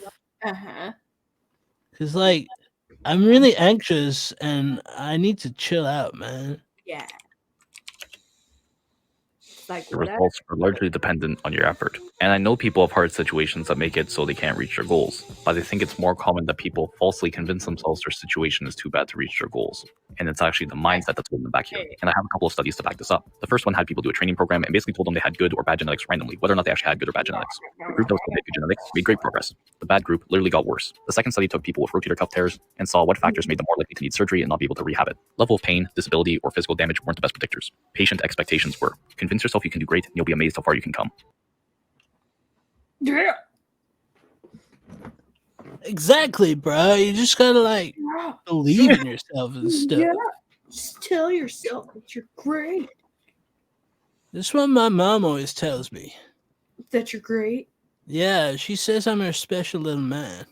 Oh, that's I like turned 35 the other day. Wow. Okay, Mason. I want to. I'm going to share with you. I'm going to share with you some Filthy Frank content. Are you ready? Yeah.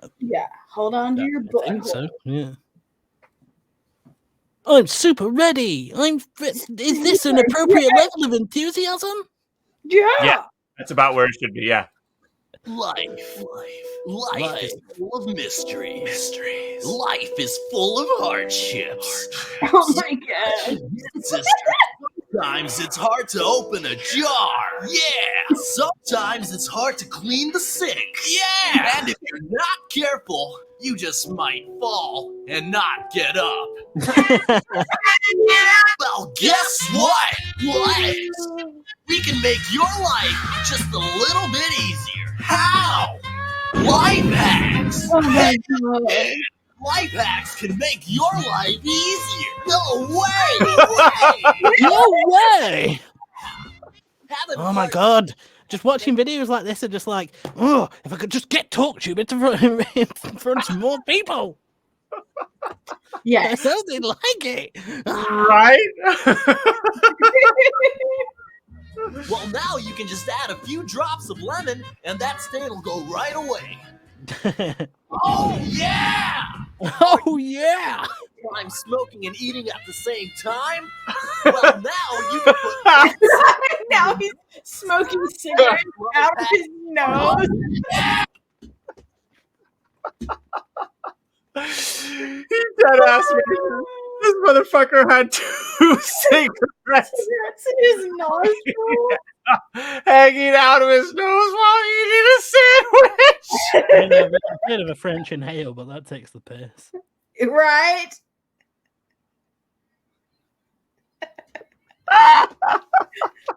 Oh, You tired of asking for ketchup all the time?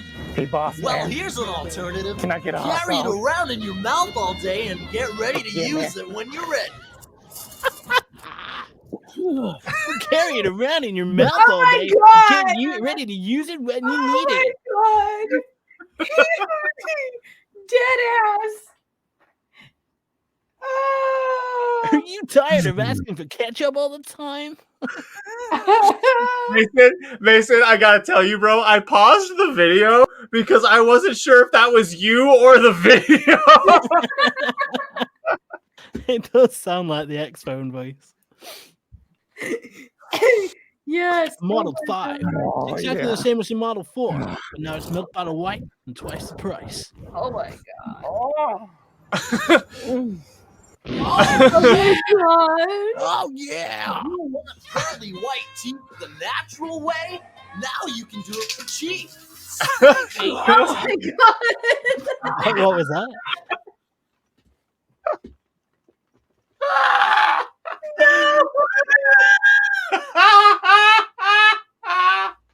This guy. Oh my God. What was it? Oh, so He said, "Do you want pearly white teeth the natural way? Well, that's too hard. Now you can spray paint your teeth white." Oh yeah.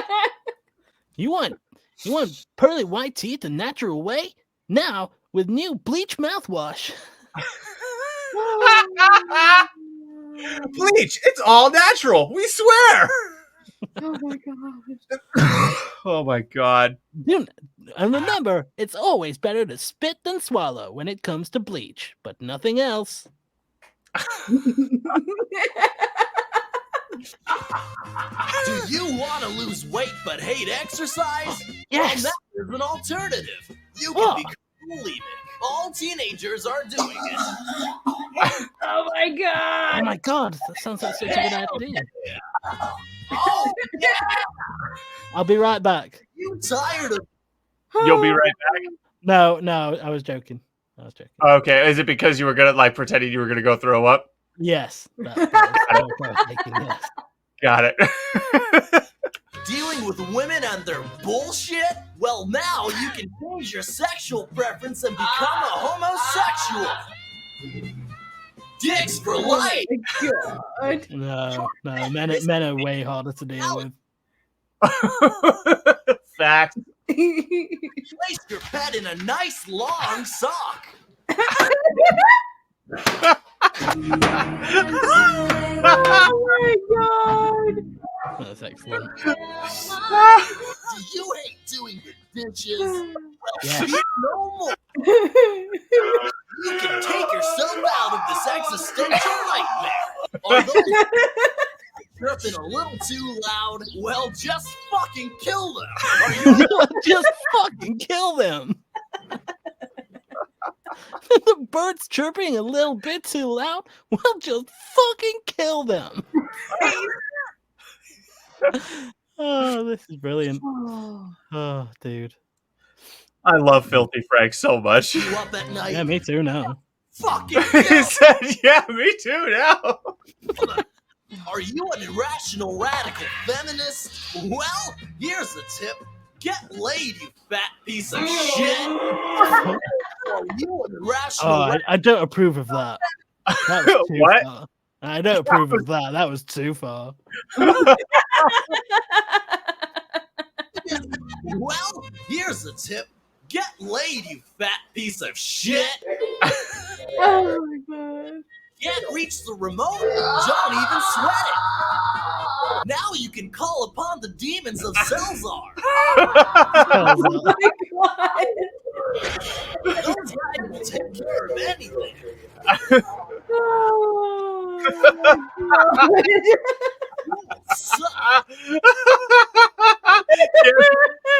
Remote, don't get up. Getting up is for idiots. Call upon the demons of Selzar. Sacrifice your best friend, and you have telekinetic powers.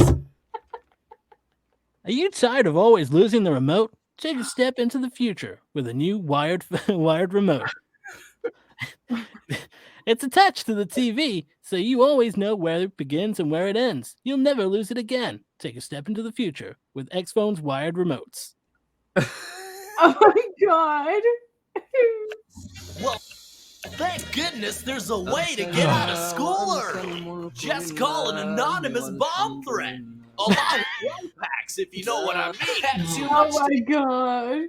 You need to take your food on the go. Just put it in your pocket, and you can eat it anywhere. You can eat Oh my god, man. Ravioli in his pocket. Take a little seat here. Yeah, right here. Oh, yeah. Oh my god.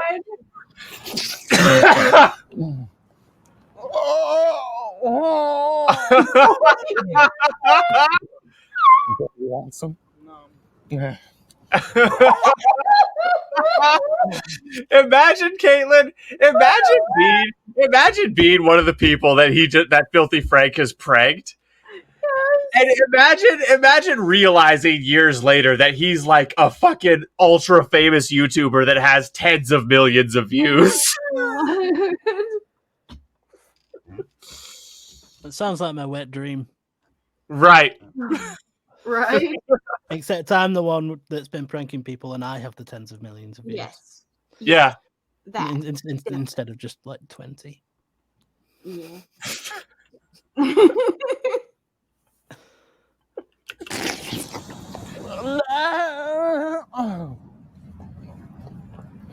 It's just a prank, bro. It's just a prank, bro. Ravioli. What's in the pocket only? Oh my god. Oh.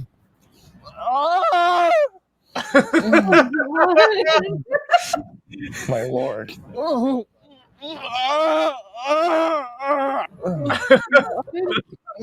my god. Ravioli. What's in the pocket only? It's just a prank, bro. It's just a prank. Are you afraid of eternal darkness? Well, good news. You can choose to believe in an afterlife. Oh, yeah! Did you spill your water? I can't make myself that delusional. Oh. You want to fight, Nathan? I fucking knew that get a rise out of you. Stupid piece of shit! Did you spill your water? Yeah, I think the funniest thing about jokes like that is that, like, I make them as if I'm like a staunch atheist, but really I'm just super agnostic about everything. Yeah. Yeah. Do they exist? I don't know. Does God exist? I don't know. Do I exist? I don't know. Does anything exist? I don't know. Piece of shit! You fucking freak! Do you hate being shot at by the police? Well, here's a simple alternative. Just don't be black. Oh, fuck. Oh, dear. Oh, my. Oh my. I'm not sure whether that's a racist joke or a joke about the police being racist. AS dose. Right, exactly. Well, that's what cocaine is for. It'll wake Oh my god. Yeah! Unwanted pregnancy? Oh dear. Get rid of it the natural way. Drink some nail polish remover. Oh my god. Oh yeah! Are you horny? Well, now you can make your own personal sex doll. First, you grab an orange, Cut a nice penis-shaped hole in the orange, put the orange away, and put a bunch of roofies in your drink. And then feed it to a girl. Try this. It's gonna make you feel real good. Gonna make you feel real good. What? Do you hate cleaning? Just do it! What, Mason? I said, well, what? Oh, so he walked up to this random chick on the street and handed her a glass of water and said, "Drink this, it make you feel real good." No, I know. It doesn't matter. It doesn't matter, Zack. It's fine. God damn it! Caitlin, I'm never sure what's lost in translation because of his blindness and what isn't. And you never, ever will be. Oh yeah, whisper my name harder, Daddy. Fucking do it! Is that darn pickle jar? Just fucking do it! Yeah! Is your name Tree being just do it, you fucking pussy?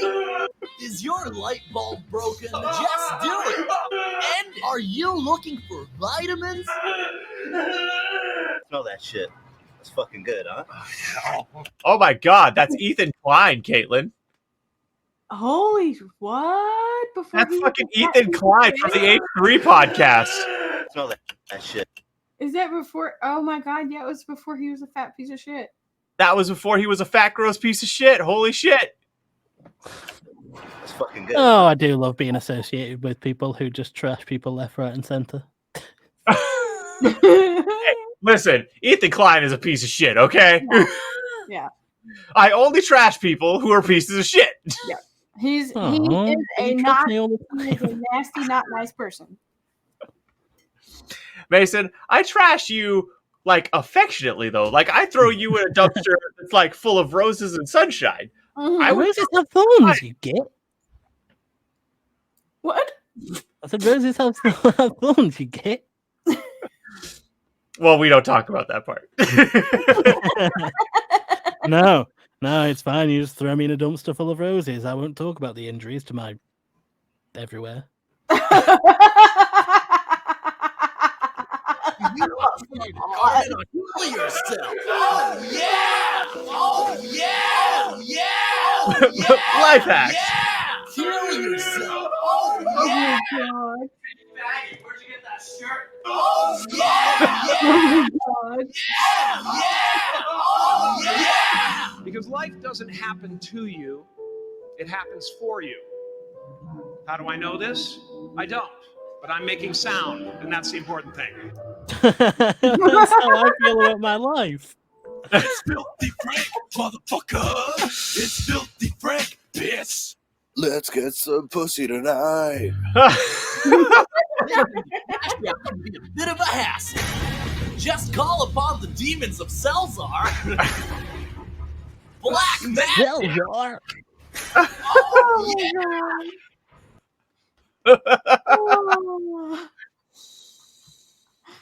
Oh, that's spectacular. Spectacular. Yeah. So now you want to hear like, oh, actually, hang on, we gotta watch this too. Oh shit! What? The Omnisaw, explained by an Australian. We're going to have to watch this today too, Caitlin. Yes. Because I'm definitely down to learn about this. Now, Mason, this video is titled "Porn Title Rap." Oh dear. Okay. Pink guy. Something tells me that this is not safe for work. Pink Guy is forced to rap a list of absurd porno titles randomly selected by his peers. These porno screenshots are fan submitted. Oh dear. So these are actual titles. The objective is to keep a straight face. It failed miserably. Yes.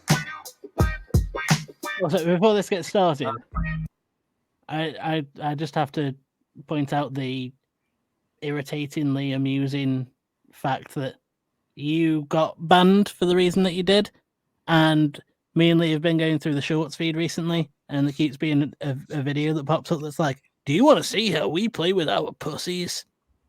And it's like, a link to a porn site. Right. And Yeah. it makes me laugh. I'm sorry, it really does. Well, Yeah, I mean, it makes me laugh in the same way that it makes me hate life. Like, well, yeah, exactly. It's one and the same, isn't it? I mean, if a joke doesn't make you want to end everything, then is it really that funny?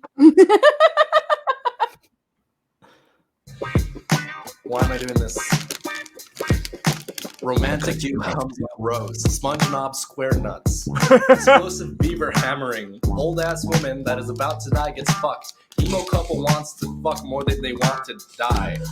Big hairy Gustavo waxes gag. You've got midget. Scene 1. He's gonna try not Scene 1. Baby born off balcony.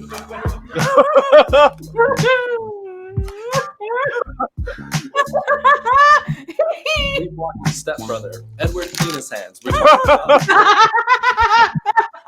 Adolf Hitler painting destroyed by big black cock. I'm here. Pikachu comes. Well, that's ironic. Sunday. Pisses on everything in the room. 10 wet piss scenes. Dumb cunt eating ice cream. I don't know what the fuck is going on, but the frog fucks good. Me. I drill my ass.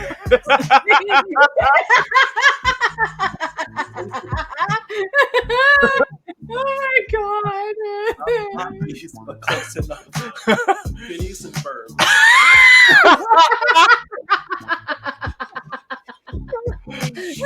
That's just thrown in there. Wild with stakes. Oh my god. Insert 2 apple in my ass. Black cock down. Straight male gets drilled by corn. Willy Wonka and the fun Drilled by corn. Spaghetti. now we have to go back into and just take a moment to appreciate this last one here, guys. Oh my god. Ass. Black cock down. Straight male gets drilled by corn. Willy Wonka and the fudge packing factory. Wow, a gay joke in rap? Never. Oh my god. Hey, you can pack a woman's fudge. Okay, I've done it often. That's true. That's bad on me. I just walked into my own trap. Like all blind hunters do.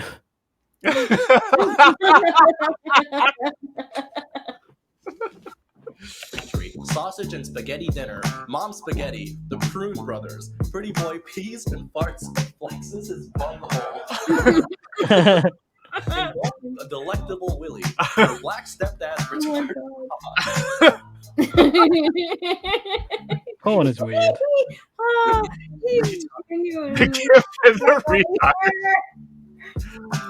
Anna Nicole Smith's retarded granddaughter. Amputee smears herself with sauce. Amputee. Toy Story hentai. My god. Schindler's Piss. Schindler's Piss. Oh. The Flint Bones. Goodwill Humping. Shrek. That one just Shrek. Excellent. Karate Girl foot sniffing. Scooby Doo. Sonic having orgasms. Looks like penis. Reporter gets banged by terrorists. Kung Fu power sex. Wars with the lost arm. Getting hole punched at an office party. The sperm burger extra mayo free. Hot redhead performing. Super awesome.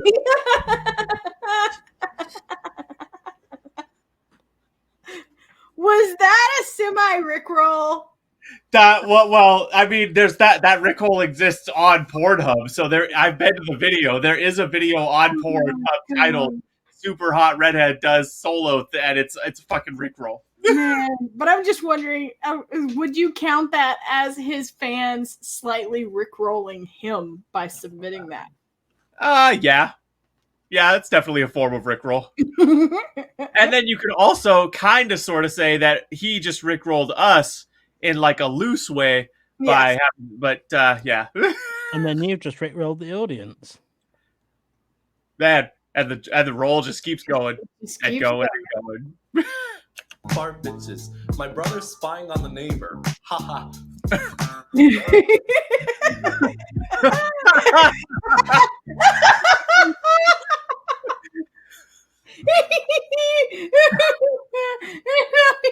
just in the tub crying. Caitlin, that laugh was so over the top. What was that last one in the tub crying? Oh my god. Mouse? He lost. Oh my god. Anime Hunter, Filthy Frank, Anime Hunter, it's Filthy Frank. Oh my god, it's great. Yeah, what was that last one? Crying in the tub? Was it? Did you say? He just started. So after the thing, he just started crying in the tub. After he was done rapping the titles, I just thought that was one of the porn titles. No. In all fairness, crying in the tub is usually how all my sexual experiences end. So.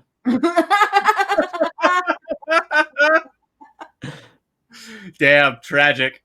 The pussy tonight. Mason, was I able to show you Courage Wolf versus Insanity Wolf? Yes. Yes, okay. Oh, man. God, I love Insanity Wolf. I bet you do. I do. Is there anything else decent on that playlist that I added? It got to the point where I was just like, I'll add that one. I mean, to be honest, I clicked off of it, but we could go back and browse it one more time. Yeah. I wish my leather would stop creaking against the wood of my table. Sounds like I'm wearing PVC. which I am, but, I don't want you guys to know that. Oh, who am I kidding? I wouldn't fit into PVC. Oh, man. Oh, God. So, we're gonna go take a look at the playlist. Yes, I'm going to go take a look at the playlist, but yeah, just getting distracted by thoughts on my timeline. Mm-hmm. I have a tendency to get distracted by thoughts on my timeline. Yes. Watch unfazed cashier keep his cool during terrifying gunpoint robbery. Yeah, okay, we'll check that out. So this one video is from Cut, and what's funny is I'm actually on this channel. Well, like you personally? Yeah? Yes, like I've been in. I'm in one of their videos, and Angela is in one of their videos. Oh dear. Oh wow. They must be trash then. Fuck you. Yeah. Well, actually, no. Now that I think about it, I'm in more than one of their videos. More than one? What? Yep. Yeah. Yep. I assume it was a long time ago. Oh, very long time ago. Very long time ago. Little widow Zack.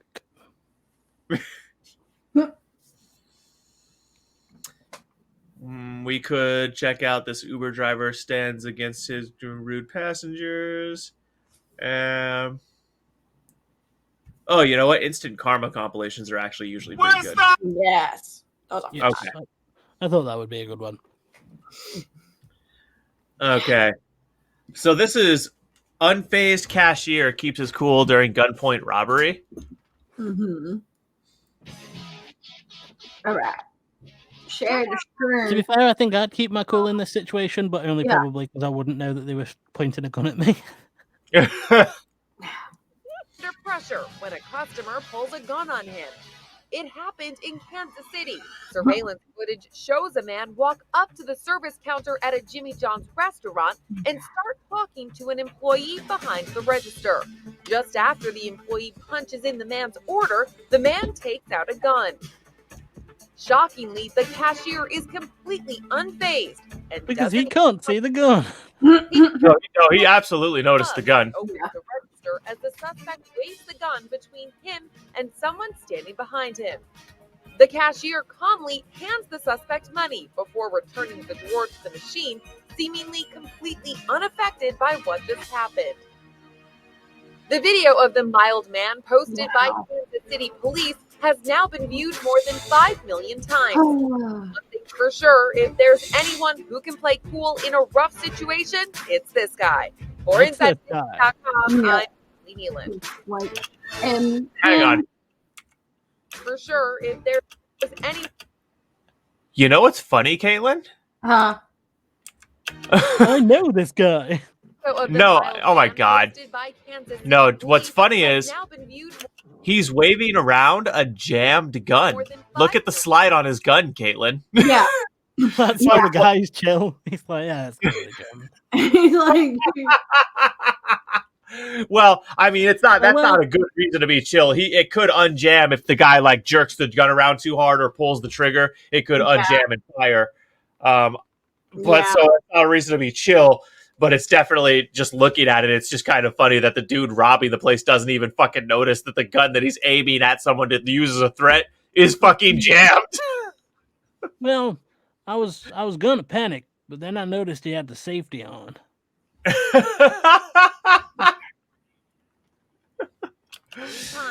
That is fucking hilarious.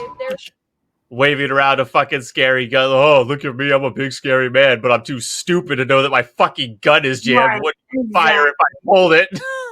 Yeah. Plus, I mean, his hand being that close over the monitor is a very disadvantageous position for him to be in. If that cashier had known anything about, like, relatively anything about martial arts, the guy would have been toast. Oh yeah, or yeah, if the cashier had just had even like the barest amount of sense about like physical altercations, yeah, he could have reached up, just pulled the gun to him, aimed away from his core, obviously, and then just dropped, and he would have taken the gun right out of the guy's hand. Yeah. Yeah. But he didn't need to because he was just cool as a cucumber. I mean, he did the right thing. Being that cool, though, he could have totally just done something about it. Yeah, but he doesn't need to because he's chill. Yeah, but I don't care enough. I don't care enough about my job to defend this place. Just here, take the exactly. money. Exactly. That's where I was going. It's like, yeah, you could take the gun, but why should I'm getting paid minimum wage. Why the fuck should I put my life at what? The thing is here, it sets a principle. You let this guy get away with it. Oh my fucking god, Caitlin. It's still do this to someone else and possibly hurt them. Caitlin, it's not about setting a fucking print. You are not obligated to police the world. Like in this situation, tell America that. No, you're not obligated to police the world, but if it's a situation that's been placed in your lap in that moment, Caitlin, with great fear comes no responsibility. Caitlin, you cannot expect a random person to try to seize a gun from someone. Like that is asking random people. Like that dude would more than likely die. It's not about the principle, Caitlin. It's about what is actually safe and feasible for people to attempt. Well, yeah, and that's why it's important for people to learn things like how to properly defend themselves. Well, yeah, and I agree with that. But even if the guy knew that, it's Caitlin. Look at the stats, okay? Even people who are well trained and know what they're doing still routinely fail gun seizes and get shot and either die or get injured. Yeah. You're making a bad argument, Caitlin. If it was a knife, I would 100% be like, yeah, dude, try, like, yeah, fuck you. I'm not opening the drawer. Fuck off. It's a gun. It's loaded. I'm handing you the cash. Mm-hmm. Even if it is jammed. Okay. Right. Like, it's a stupid argument to make, Caitlin. Like, yeah, I'm going to risk my life. Well, I just get touchy about it, Mason. I do. Mason, you're supposed to be the moral ground here. I am. That's why I'm saying, children, calm down. Don't fight. No, I'm not going to say that. I was going to say Daddy hates it when you fight. Well, I'm not.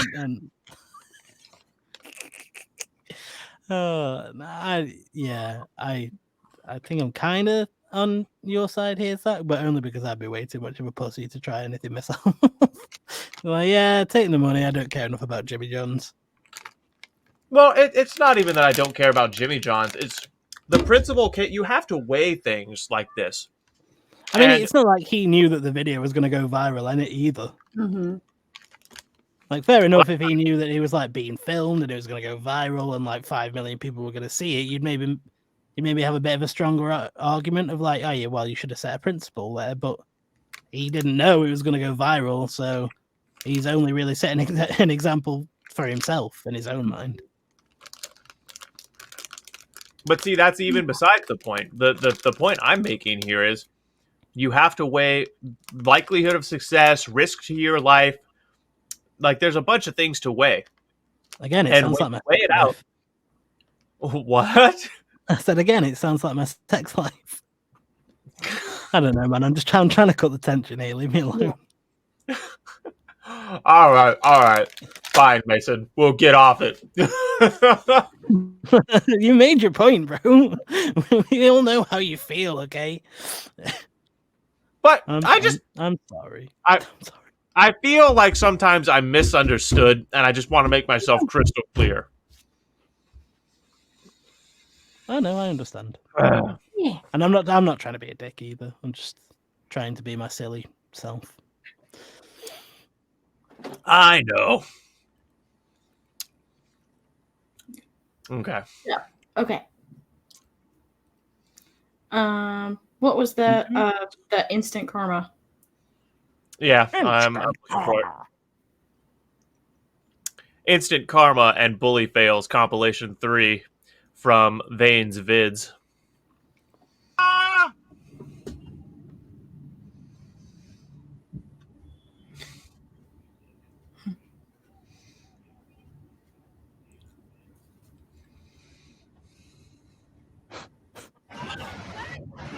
The fuck is going on here? Oh, wow. This guy got out of his car in the middle of traffic. Wow. Yeah, because that's smart.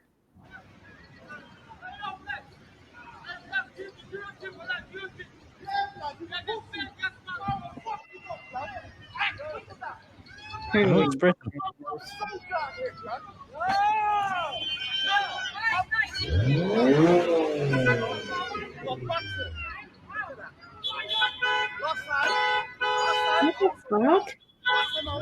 What the fuck is going on? So, this guy is outside his car.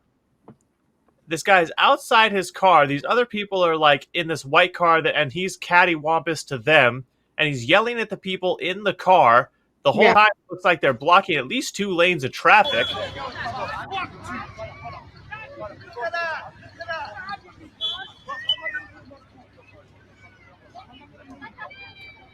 I'm surprised. This doesn't sound like the sort of thing that usually happens in Britain. Yeah. Sounds like it's probably 2 chavs, though. They're definitely in Britain, though. Like, the plates are definitely... That's British plates. Like... They even got the double-decker red British bus in the background. Just to make sure you definitely know. Right. Yeah, it sounds like it's 2 chavs. It's the giveaway sign is, I'm going to fuck you up, bruv. You know what you want, bruv? I'm going to fuck you up, yeah. You sounds like it's 2 what? Chavs. What does that mean? How to explain chavs? So, if you go out somewhere and there's like a dude that thinks he's really hard, but he's really not, and he just gives everybody shit as they're walking past until that one guy comes along and he's like, oh, makes some like lame joke about the guy, and then the guy gets in his face and the first guy runs off. That's a chav. Got it. Oh. Got it. Hang on one second. Yep. Oh, it's a kitty cat. Dun, dun. Oh yeah, you hear the cat? I hear the cat. Oh yeah, it's I can hear the cat, and I'm not very happy about it. I Mm. don't like other cats. No. Yeah, it's my mom's cat. Hold on. She's yowling outside my door. Would have been funny if it was just your mum. Yeah, she was sitting outside my door yowling. Like, La, hey, what are you doing in there? She does that when she wants to get away from everybody in the other part of the house.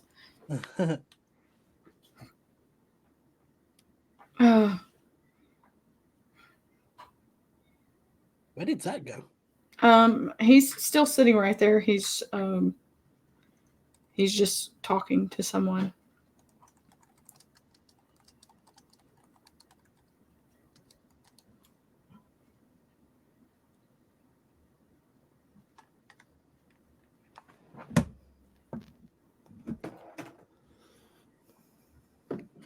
Oh, you know, the worst part about sitting and doing these videos is that eventually I get so hot. I don't know why. It's just where I'm sitting gets really hot. Yeah. Okay. Wait, you don't know what chabs mean? What a dumbass. Hey, fuck you, Chad.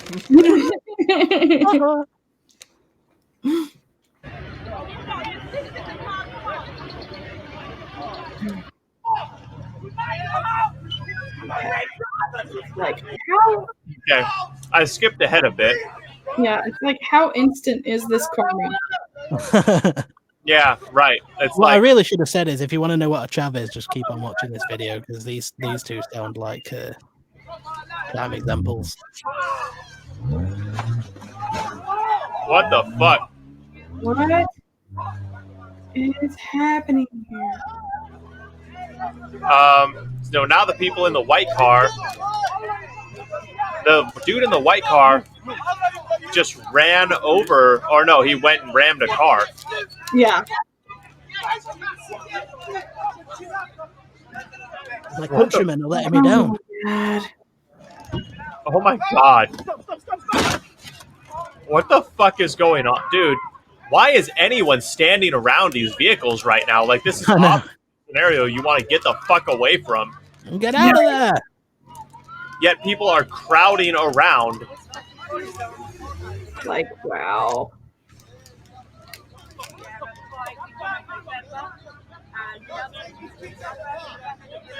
Okay. I swear this video wasn't that long. Is this whole thing just this one video? Yeah. Hang on. Okay, no, there's other stuff in it. There is other stuff. This is. I'm not seeing the instant karma here. No. Yeah. I'm not hearing it either. Other than the cops showing up, like. Right. Yeah, there was not anything instant about that. Now you see, this is why I never visit down south, because this is what the people are like down south. This is why I stick to Yorkshire. Oh no, I actually saw a video not long ago of like it was like a fake news report of like someone from Yorkshire visiting London, and it was all these people, all these Londoners, like, I didn't get it. It was like walking around and he was making eye contact and saying hello to everyone. And then he like cut to the guy giving like a press release, and he was like, "I'm very sorry. Where I'm from, it's okay to make eye contact and say hello, and maybe even discuss the weather. I'm very sorry. I didn't realize the culture in London. I'm going home now."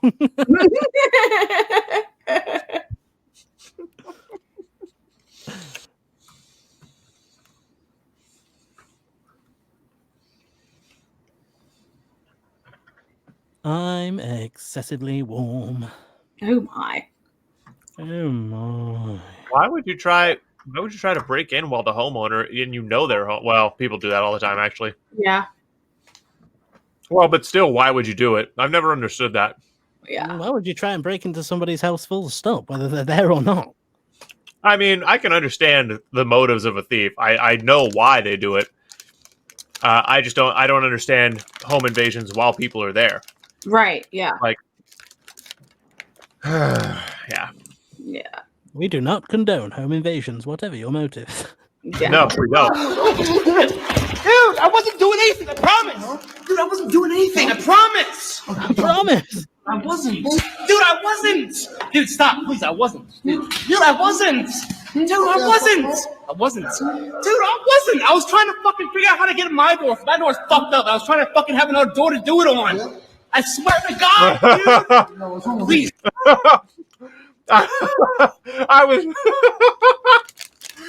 I wasn't trying to lockpick that door. I was practicing on that door so I could do it on my door. Oh my God. Liars are the worst, man. They always come up with the worst. Like yeah, right, okay. Like, Oh my God, dude. That is the dumbest shit. Dude, I swear to God. World Star! Oh shit. This motherfucker really shouted World Star. Ow! Dude, stop! I was not! Dude! Oh my God. Fuck, man, dude, I was not trying to break your house. Did you hear me? Did you hear me, dude? Dude, my door's fucked up, remember? I was trying to fucking get another door to fucking see how I could do it, man. I swear to God, what the fuck did I break in your house? Fuck, dude! You know, I was home. Fucking serious? Yeah, man. It's so believable. It's so fucking believable that Your moral outrage is totally justified right now. I wouldn't have stopped beating that dude's ass, Caitlin. No. I Dude, I wasn't trying to break your window. I was trying to figure out how to break mine. How am I supposed to know how to break my window if I don't break somebody else's? Right. Fuck's sake, why are you so unreasonable? I would have ground that dude into dust and called the cops and get there. They'd be like, why is this guy half dead? This is kind of, I mean, he was half dead when I found him trying to break into my house, honestly. Yeah. Well, you see, he fell down a few times. Male aggression. About $200 Whereas I would have just asked him politely to leave. grocery bill. You could buy a cow every month for a starving village. Wow, that's good that you know that. Or I could buy steak for myself. I don't overeat by $200 a month. What the fuck? And I'm not rude. No, and you are rude. Well, you guys started it. Oh, yes. Well, I was wondering when adult and I could hear her She has a little conversation. boy here. Yeah. Okay. That's This is that's the another sign long of a video. grown adult that. Right. You started it. Right. No, it's not very instant karma. Yeah. No. This compilation sucks. Like their idea of instant is not like. I didn't watch it before I added it to the playlist, so That's fine. That's fine. It's not your fault that this person lied in their video title. Exactly. Can we do like an actual instant karma compilation? How about this? Instant regret. There we go. okay. But after that, I have to call it a night. Okay. My dad ordered his veneers from eBay. You can't talk with a man? Smile. I'm like, please. Lord. Open your mouth.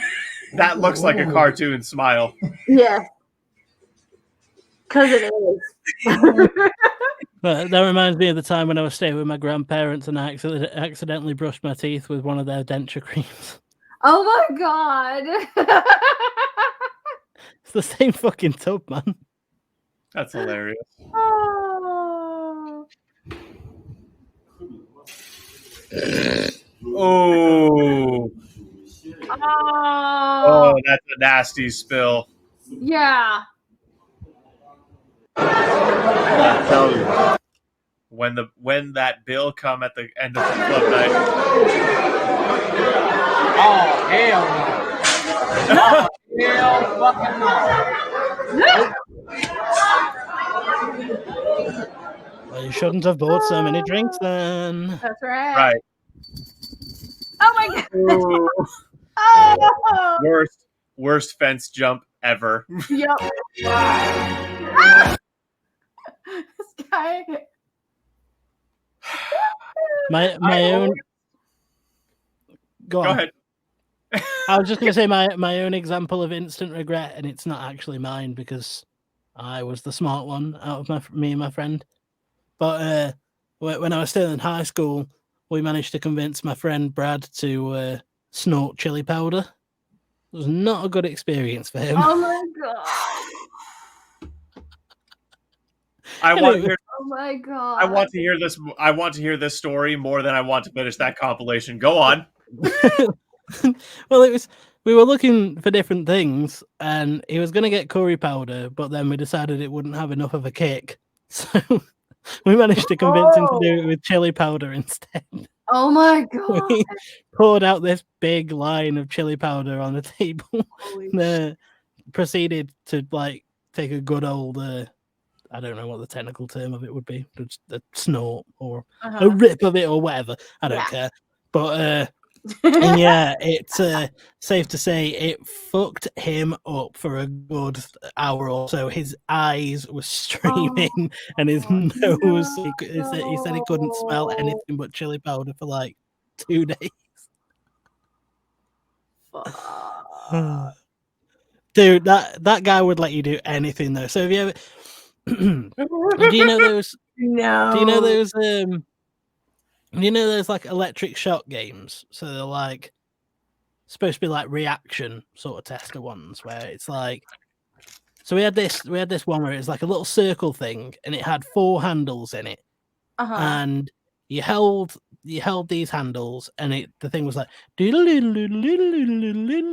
then when it went like red, the last person to touch the button got a shock. Not an actual shock, it's just one of them like vibration shock things. Right. Yeah. And my friend was like, "Oh, let's do it on my dick." Oh my god.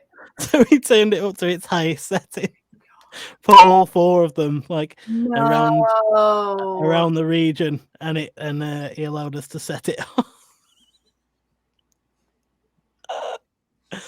Oh, I wish I had a video of his reaction. It was the best. That is hilarious. Wow. Oh my god. Wow. I think the chili powder was probably better though, because we were actually in school when we did that. So it was like during a lunch break, and it just for the rest of the day it was just like that all day. streaming from pretty much everywhere you can stream from in your face. Oh my god. Caitlin, imagine being that dumb. Oh man. Like, yeah. can you? We were probably like 14. Yeah, I mean, because I can't imagine. I mean, would you consider that to be worse than? Well, yeah, it probably would be worse than snorting kiwi flavored pain. Oh, the kiwi flavored pain? That'd probably be like, yeah, probably quite pleasant compared to the chili powder. Yeah.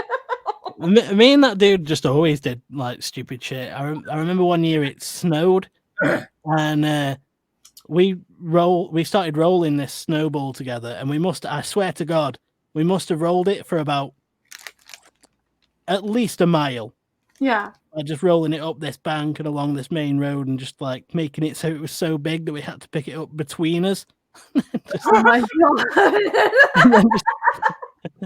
and then just threw it over this bridge into a river so we could see how big the splash would be. Nice. Oh my god, that's awesome. That is awesome. There was another time where there's a park around by us that's got like a big lake, and this one year the lake had frozen over, so we were like standing at the edge and we were breaking these big bits of ice off, and like we were like throwing them so it would like smash against like the lake, and it made a pretty cool noise. Yeah. So then right. I got. You tell me the one dude fell in? No, I wish. because it was a really shallow lake and I died. But no, I broke off a really big piece.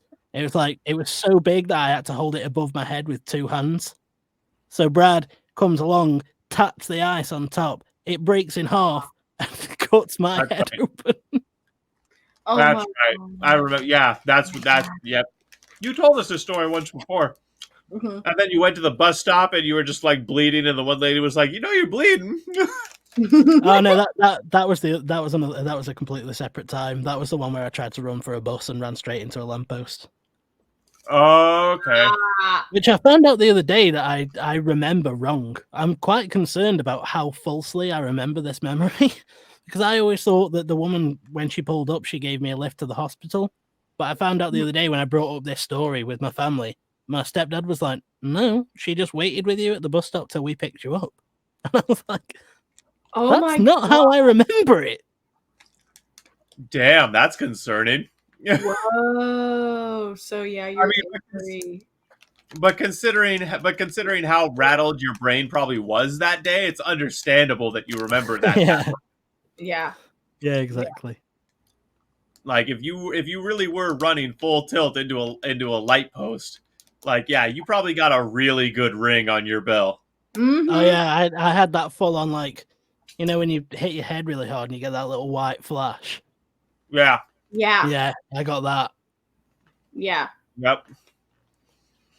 Yeah. That is your entire brain doing a hard reboot. Yep. That's like, right, I'm right on the border of getting a concussion here. Oh no, that's way past concussion, bro. Yeah. That one flash is way past that is a serious concussion. Mm-hmm. Here's me just standing up and going right over to the bus stop. I mean, a lot of people do. That's how adrenaline works. Do you have an instant regret story then before we wrap it up? Mm. An instant regret story.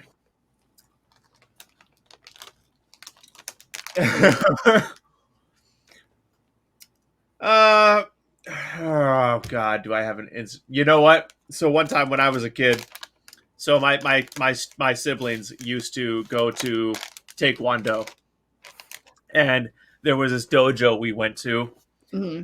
and I can't remember the exact thing that was going on, but that we went to like a party they were having at night. It was like I think a celebration for some of the students who'd accomplished such and such or something.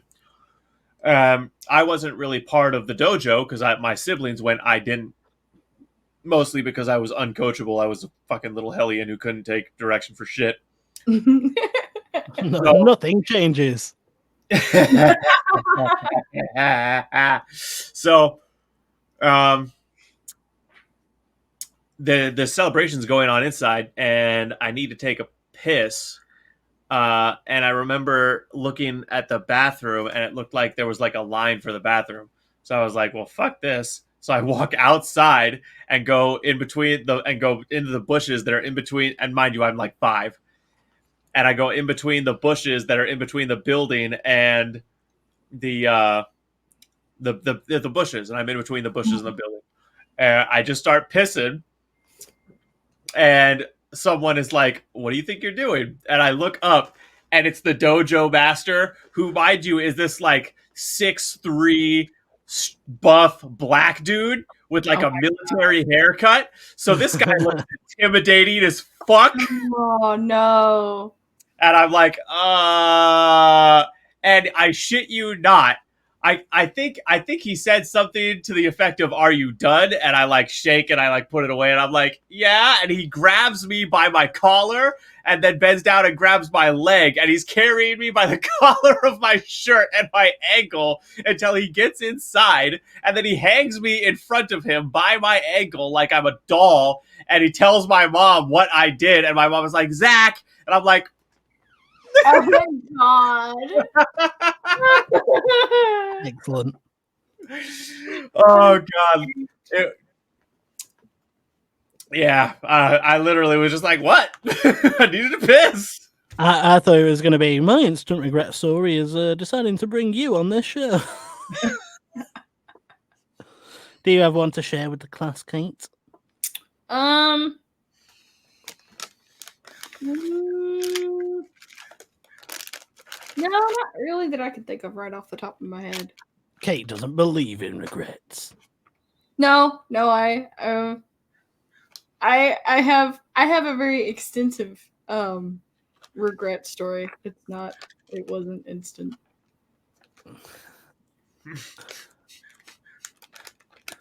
Oh shit. What? I just almost dropped my vape. It was okay. I caught it with faster reactions than I'm used to having. Yeah. Well, I mean, or my regret, my sort of instant regret was not checking the expiration date on some cocktail weenies that Oh dear. sister and I ended up picking up at the grocery store because we were my aunt, she had a couple of foster children, and their sister was too old to be in the system, but she let her come and stay with them, and so they could all be together. And because my aunt was amazing like that, but this girl had never had a birthday party ever in her whole life.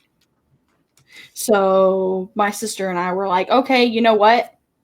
We're going to fix that. So we decided to throw her a surprise birthday party.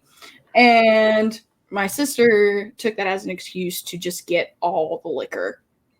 And so, she got started without me. So when I got there, she was quite a bit sauced. And so we went down to the grocery store around the corner because she realized that we hadn't gotten any food. So we got some stuff to make nachos, and then she went over and got a whole bunch of these cocktail weenies that were on sale. The reason why they had been marked down and on sale was because they were about to go out of date, but apparently they had already passed date. And yeah, so we brought them back to the house, and she throws them all in the crock pot, and everything gets going. We're all fine, whatever. We have a whole bunch of liquor, and I was fine for a good bit of the night. You can ask Zack. I can take it to the head like nobody's business. Liquor. And so I'm fine pretty much the whole night until we're sitting out on my sister's patio, and she had this swing, and I'm just sitting there, and the girl that we were throwing the party for, Stacy, she had never really had liquor before or anything, and apparently it made her really fidgety. So she came and she sat down on the swing next to me, and she was like, "Oh, this is so great. I've never had a birthday party before. Thank you guys so much," whatever. And the whole time she's sitting there, she's swinging her legs back and forth and moving the swing just kind of vigorously. And that's when it all hit me at the same time. Yeah. She worked her magic on you. Yeah. Her vomit magic. And then it was I felt it, and I was like, oh shit, oh no. But I didn't have time to get up and go out in the yard. So it just completely went full exorcist right there on the patio. At least it wasn't right on her. Right, exactly. But it was just whoa. Yeah. At least it wasn't inside. Yes. Yeah. At least it wasn't inside. Oh my God. Just full exorcist. Yeah.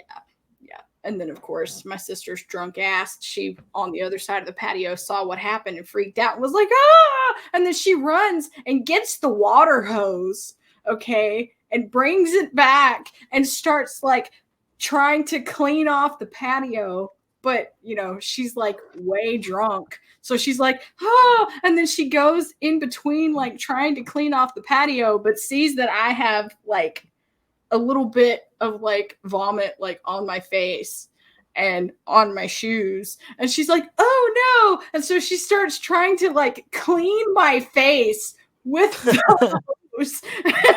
As you do. And I'm like, stop! No! So we end up like, yeah. Just waterboarding you. Soaked.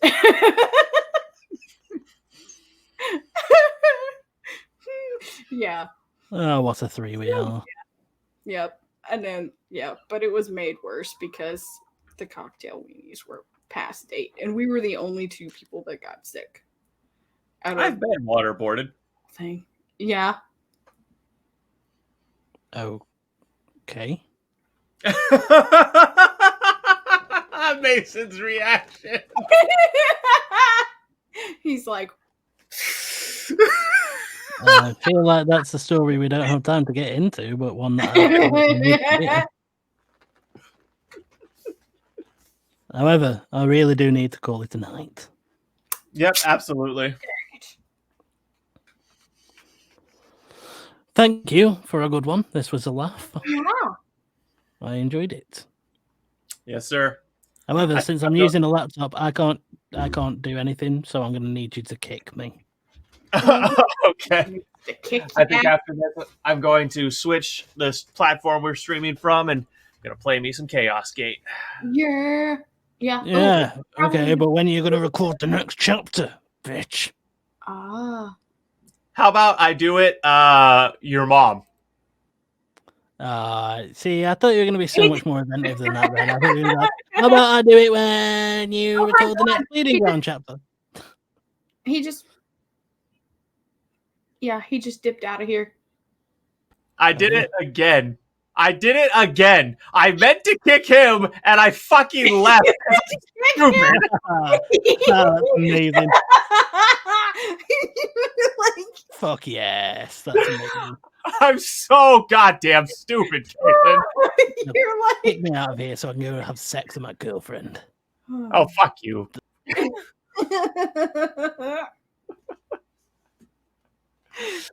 Oh my god. So, but since you're gonna play Chaos Gate, we're probably gonna need to switch to Discord.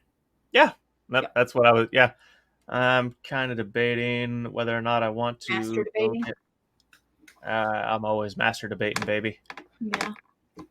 Yep, I'm so good at master debating. Oh yeah. Yep. It's like my specialty. Mm-hmm.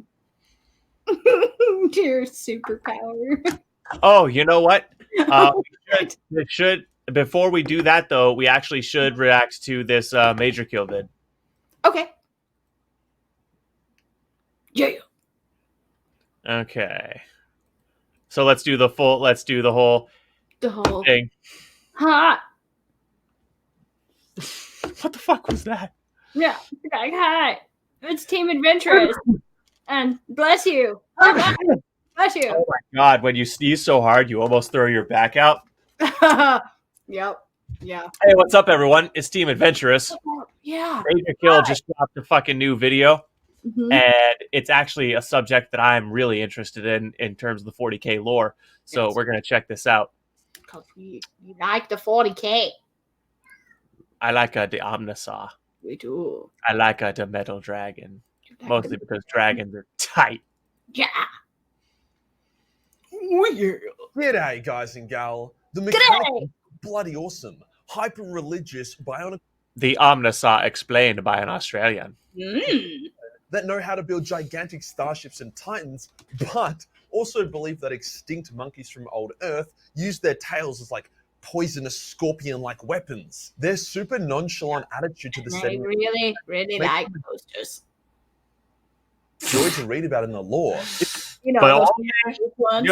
only specifically the Japanese toasters. You know. The ones. The ones. That you That you fuck. If a tech priest worth their cogs is facing down annihilation by orcs, consumption by Tyranids or sodomization by demons, their reaction would likely be, "This is a non-optimal outcome." Pretty much every tech priest acts as a degree of comic relief. To make them even more badass, they call the Emperor the Omnissiah, which is dope as hell. If our Jesus was called something badass... What was that? I said, yeah, they're like sodomization by demons is no. Slung with a hydraulic piston, then maybe I would have been a bit more religious growing up. But did you know there is actually a lot of controversy when it comes to the Omnissiah? Some say the Emperor is not the living machine god, but simply a fraud taking advantage of the servants of Mars. Others believe that the real Omnissiah slumbers beneath the red Martian rock. The truth of its nature unknown to almost everyone, for good reason. Before we get started, you guys have probably heard about my love of HelloFresh before. However, unlike a number of brands I work with, where they reach out to me, I find their product cool so I promote it, I was a simp for HelloFresh even before they partnered with my channel for this video. Like, look how many of the meals I've actually cooked from them. That's for a good reason. There's not many sponsored segments on YouTube you'll see that will genuinely change your life. But today is that day. HelloFresh will save you time, improve your food quality, give you the protein you need to make genuine gains, while also saving you money. I'm not even like slightly exaggerating. This is how. He said, I'm not even slightly exaggerating.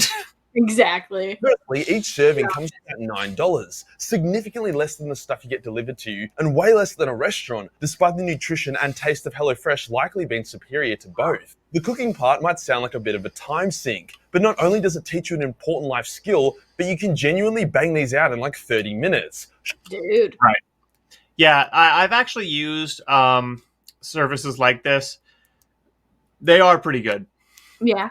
They're still much more expensive than you doing your own damn grocery shopping. Right. But because they come with, instructions and the exact amount you need for that meal in it pre-cut and everything. Like it does make cooking a lot. It takes all the prep work out of cooking, essentially. Right. So it's a good middle ground between going out to eat all the time and doing your own fucking grocery shopping. Mm-hmm. Yeah. Shorter than it takes for your Because food. sometimes people don't have time to do like a lot of the stuff I used to do, where I would do like meal prep for like a whole week and just have stuff ready to go. Right. Or for the restaurant to bring it out. Look at the nutrition on this bad boy. Enough protein to give you girth, whilst also being packed with macro and micro. If you're still unconvinced by this point, then how about the fact that by using my linking code POG for June 16, you'll get up to 16 free meals, 3 delicious surprise gifts across 6 HelloFresh boxes, and free shipping. That isn't a pissy 10% off code. That is hundreds of dollars of free stuff. If it wasn't for HelloFresh, there is no way I would have the time or energy to not only work 70-hour weeks on the channel, but also work out for 2 hours every single day. Right. Cheers to HelloFresh for sponsoring this video. Today we'll go over the various potential Omnissiahs, talking about why or why not they are the true Omnissiah, as well as how the Omnissiah came into being. We'll also go over some of its capabilities and power. Let's get into it. Let's get into it. The modern-day Mechanicus, as well as the Mechanicum prior to the Horus Heresy, saw the Emperor as the Omnissiah, not an avatar of the Omnissiah himself. This is why Mars has been so helpful to the Imperium and supplies most of their weapons, ammunition, vehicles, and starships. Even Space Marine gene seed mostly comes from the Mechanicus. This makes sense. After all, if your perceived god asks you to do something, you'd probably do it without question. So why is the Emperor considered to be their god? After all, he obviously favors Terra over Mars and doesn't look like a giant mechanical hentai monster. Basically, the Emperor came to Mars of mankind and made it rain, which was hectic because it was Mars, not exactly known for rainy days. He then pulled the good old water to wine trick Jesus did, that fucking party animal, except instead of getting everything hammered, he healed machinery just by touch. I shit you not, he literally said, "Machine, heal thyself," whilst resting a hand on it. It's funny because he probably could have healed it from like 100 kilometers away without saying anything, but it wouldn't allow him to flex on the Mechanicum like that. By fixing the Martian's favorite cum-guzzling toaster, he silently... Oh, damn, that must have been an extra Japanese toaster. Yeah, an extra Japanese toaster. That's like Lux 10,000 edition. Like the Japanese schoolgirl toaster. Right. would be his to command as their god. However, he had to basically turn a blind eye to the fact that they now worshipped him, despite him creating a secular and highly atheist imperium. The Martian's logic is that as he was a mega genius, could fix any machine and build absolute wonders, nobody else could be the Omnissiah. Can't really fault that, to be honest. So this explains all the why does Mars break its balls for the Imperium when the Imperium doesn't give a whole lot more back in comparison. That's the official Cult Mechanicus' stance. What about the Dark Mechanicum? After all, the Schism of Mars was a thing where a shitload of tech priests rejected the Emperor as the Omnissiah and declared him as a false god. Ironically, they were correct, but not for the right reasons. To clarify, the Dark Mechanicum being correct for the wrong reasons was tight. Right. Also worship the Omnissiah in their own way. You're wrong. However, it's a bit more complex For than all the wrong reasons. like the Loyalist Mechanicus, which is organized and has chains of command and culture.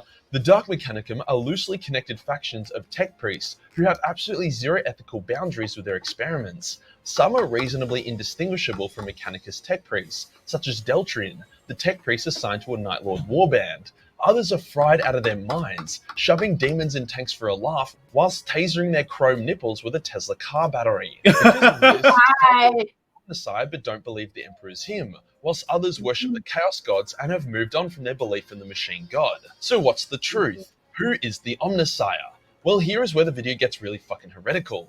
The Emperor knew a lot about a lot, but he didn't know everything, nor did Terra have all the resources he needed for a galactic crusade. He knew he needed a society of advanced techno-sluts to build the weapons, ships, and machines he needed for his great crusade. As such, thousands of years before the dawn of the Imperium, the exact timing is a bit sketchy, he discovered a massive wounded shard of the Void Dragon in the Sol system, likely on Earth itself. This Void Dragon shard had been in hiding since the War in Heaven, where it was cum blasted by Vol's Blackstone fortresses. This galactic Death Star megaspam knocked numerous shards off the Void Dragon, which the Necrons captured. However, the remaining large chunk of the Void Dragon was able to flee.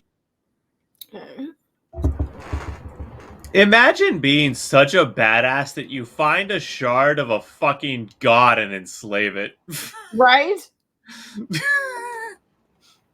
It's like, this is mine now. This is mine. You are mine. Mine. Mine. Mine. Mine. Mine. Mine. Mine. Mine. Mine. Mine. That reminds me of the fucking orange ring from the Green Lantern. The fucking ring of greed.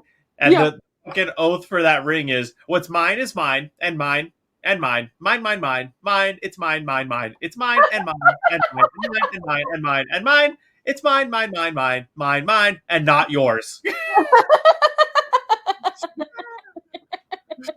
That's literally the Lantern of Greed oath. That's literally what it is. Yeah. Oh, God. The Void Dragon in combat and defeated it. Not entirely clear how, but it was probably a combo of ambush, Batman levels of pre-planning, overwhelming psychic might, and a thumb up its bum. Thumbing any kind of lizard is usually a good hand. Excuse the pun. With the Void Dragon in a coma, the Emperor took it to Mars and locked it deep beneath the surface in a vault called the Noctis Labyrinth, assigning a guardian to ensure no one discovered its existence or tried to free it or wake it up.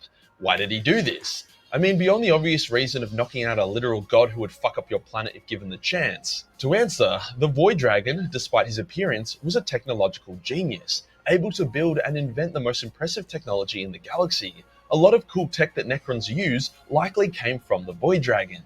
As such, the sleeping Void Dragon's consciousness flowed up and soaked to the minds of the people of Mars, dramatically accelerating their scientific and technological evolution. After all, the Mechanicus didn't just randomly get techie and mechanical after the Dark Age of technology. They were like that from very early on. The Void Dragon's influence is what allowed Mars to survive the Age of Strife mostly intact. You know, if you don't worry about the fact that they destroyed their entire planet's biosphere. They don't really seem too cut about that though. The slumbering whispers of the Void Dragon giving Martians their technological edge is why they came up with the concept of the Machine God to begin with. As they weren't aware that this knowledge came from a Catan god, they made up their own god in its stead. If the Emperor never put the Void Dragon under Mars, then Mars wouldn't have had its technological acceleration, hence no ships, weapons, or machines of war equals no Great Crusade. All the Emperor had to do was bide his time and show up as Mecha Jesus at the right moment to fill the hole that was in the heart of the cult Mechanicum. Quick note, I keep swapping between Mechanicum and Mechanicus because the Mechanicum was the pre-Horus Heresy, and then post-Horus Heresy, they became the Mechanicus. So there's your little fact for the day. By the Emperor manipulating culture into eventually tricking them into praising him as their god, he created something called the Great Lie. A lie that, if it was uncovered, would result in a civil war between Mechanicus and the Imperium, dooming mankind and ruining everything. So it's pretty important this stays hush-hush, don't tell anyone. After all, the Mechanicus see no tech to be heresy, despite their very hypocritical approach to it. I mean, just look at how horny the Marzi boys get when they find a Necron tomb world. So if they found out that a Xeno god was also their god, yeah, awkward.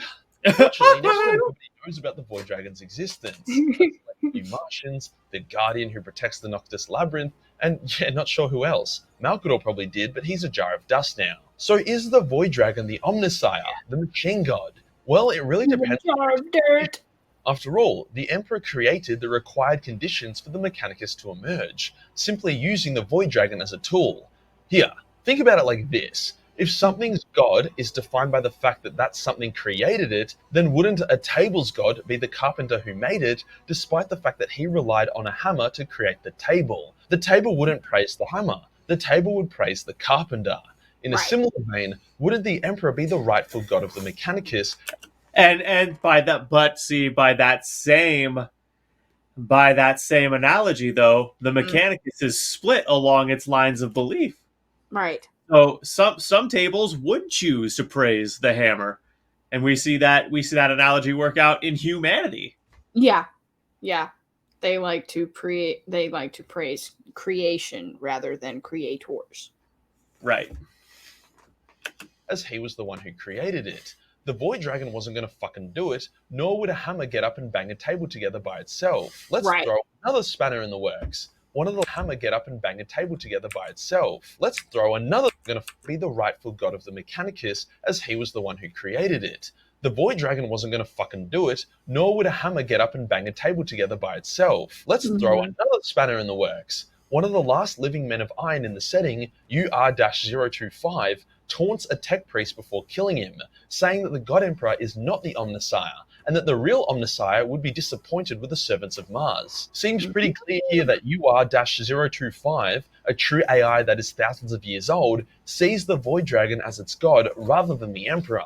It makes sense that the Void Dragon would be disappointed. The Void Dragon created reality-bending superweapons and unkillable mechanical soldiers. On the other hand, the Mechanicus rely on recovered blueprints to create technology and refuse to innovate or invent. If we put our tinfoil conspiracy hats on, it could have even been the subconscious urging of the Void Dragon that caused the Men of Iron to rise up against their human overlords before the age of the Imperium. So all in all, to be honest, it really depends on how you interpret gods when you decide if the Void Dragon or the Emperor is the true Omnissiah.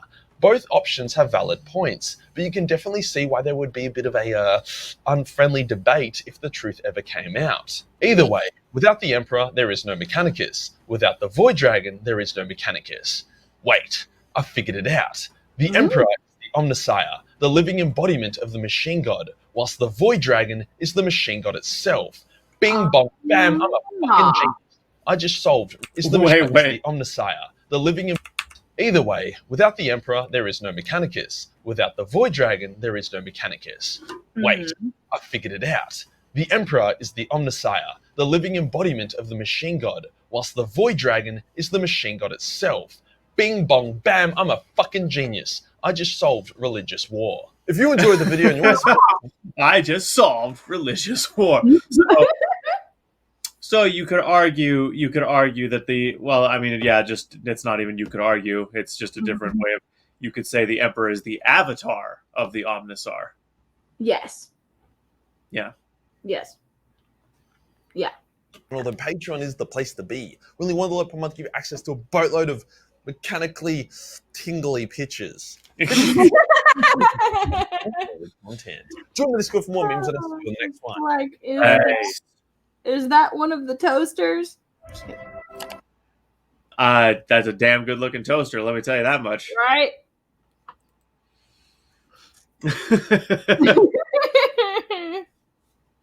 Caitlin, some insanity before we go? Yeah, why not? has fallen, and he can't get up.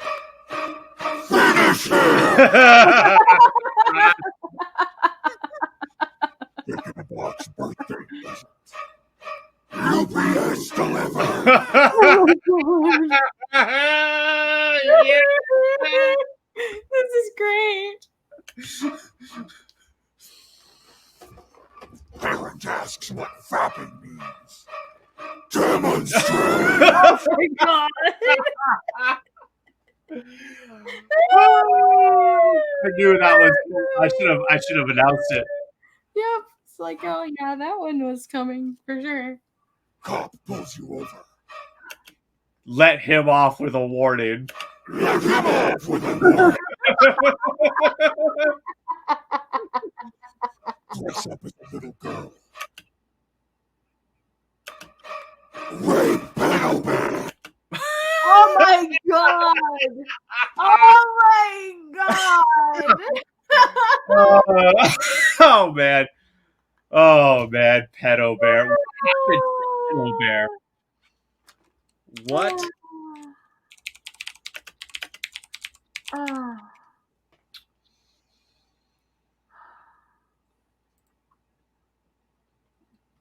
Oh dear. When thinking about cartoon bears, certain descriptors Oh man. usually come to one's mind. Cute, cuddly, and adorable, just to name a few. However, thanks to the internet, we can now add one more item to that list. Pedophilia. Oh my god.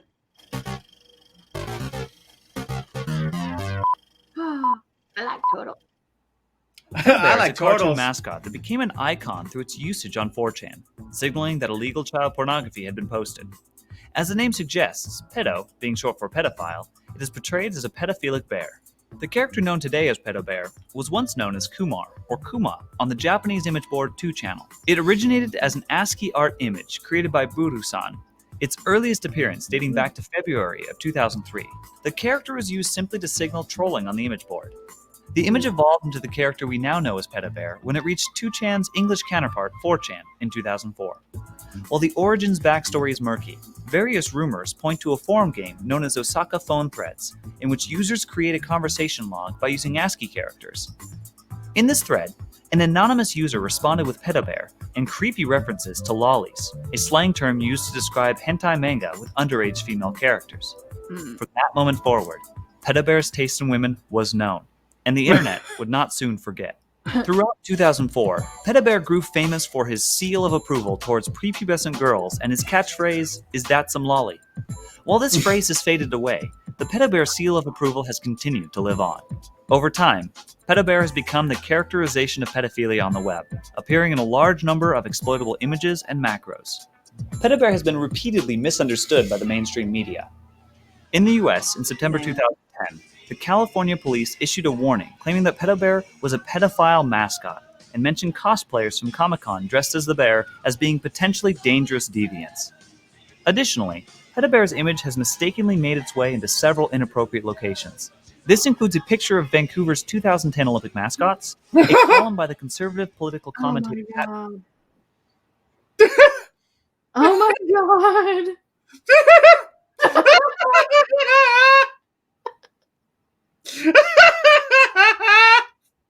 Buchanan, and has even been voted Miley Cyrus's #1 fan in an online poll. Oh In my god. much What more the fuck? pedophiles. Shows like Dateline NBC's To Catch a Predator have shed a light on the real and present danger of sexual offenders, and the subject matter has rightfully become a sensitive topic in our culture. Understandably, there are many mixed feelings about Pedo Bear. Does Pedo Bear inappropriately make light of serious and dark subject matter? Does it glorify child pornography on the web? Or does the character serve to strengthen awareness of sexual predators and illegal activity online? Let us know your thoughts on Pedo Bear in the comments below.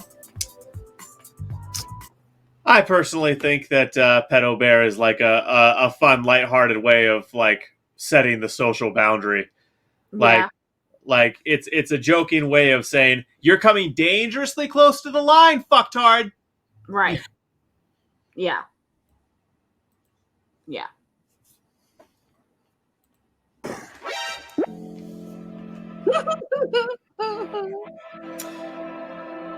Oh, man. great. Fucking pedo Love bear. it. Oh man. Yeah. Slender Man versus Insanity Wolf. Oh my god. Oh god, yep. We got time for it. We got time for it. We do. Yeah. There's always time for insanity. Christmas wrap. Me up in this tree in a playground with a chainsaw. Where'd all the kids go? Oh my god. Tentacles, you ain't no octopus. Octopuses live in the ocean. We on land right now. Oh my god. Don't you mean octopi? Definitely not a myth. I'll come out of this smoke, fifth dimension, and force choke you like a Sith. Did I fail to mention I own these woods you call your own? You have now entered Slenderland. All dogs go to heaven, right? Wrong, little bitches go to Slenderman. I see what you see standing in the fall. Yo, leash. Yeah. Your legs manufacture own wrong. Whenever you have nightmares, I'll be the one delivering them. You're famous for having a disorder. I'm famous for giving them. What did you do to me that I wouldn't already do to myself? I ripped out all my fur already. Got some trail for my hell. What happened to your face? Oh my god. You look like a swept-in wooden project. I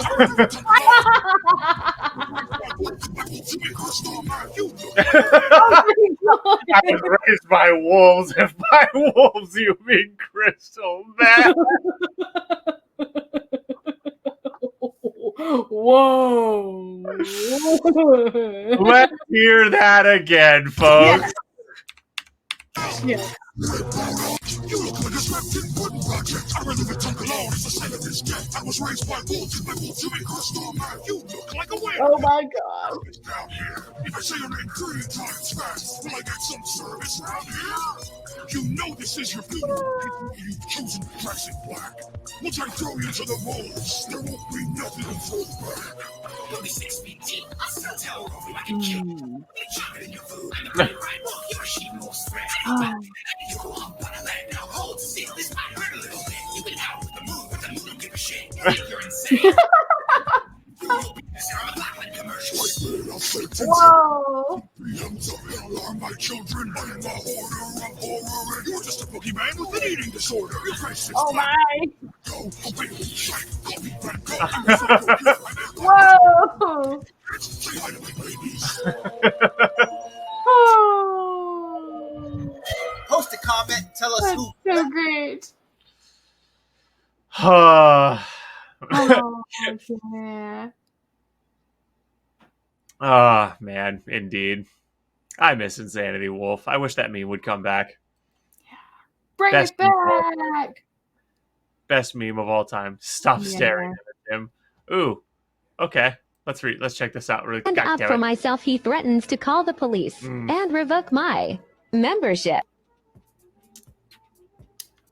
Oh yeah, this is that thing. Yeah.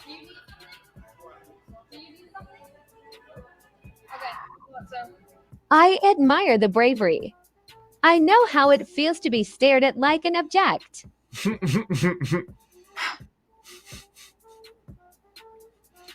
Oh my god.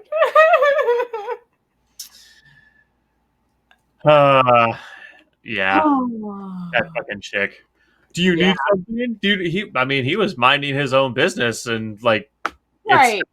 It's not a private space. Yeah. And yeah. Like, it'd be one thing if the dude was literally just sitting there like for a couple minutes straight. Yeah. But he glanced at you, woman. Right. Calm down. Yeah, exactly. And it's not like he yelled his "oh damn" across the whole thing either. Right. Like to try to obnoxiously get your attention. I've been able to yeah, whatever. Now Zack can relate when people remove shirt at the gym. I'll tell you this about who won. It's always Insanity Wolf. I'll tell you this about the next. Yes, Zack is brave. I'm just a guy. I'm not a hero or anything.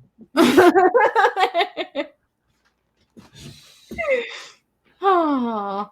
Oh, indeed. Speaking of bravery, I wonder if I'm gonna go fight some Nurglites. I'm wondering. Dream Raiders. I'm wondering if there's a way. You miss Mason. Yeah, he had to go to sleep though because he's a little bitch. He needs sleep. Sleep. What the fuck? You know what I mean? Like, God. You know that thing that pussies and dead people do? I know, right? Like, damn, how gaping is your vagina, Mason? Exactly. Sleep. The fucking sleep. Gosh. Look at me, I'm Mason. I sleep. I'm gonna waste so many years of my life doing this thing, doing other more productive stuff. What do you mean don't choose that? Right there. Yeah. Right there. Yeah.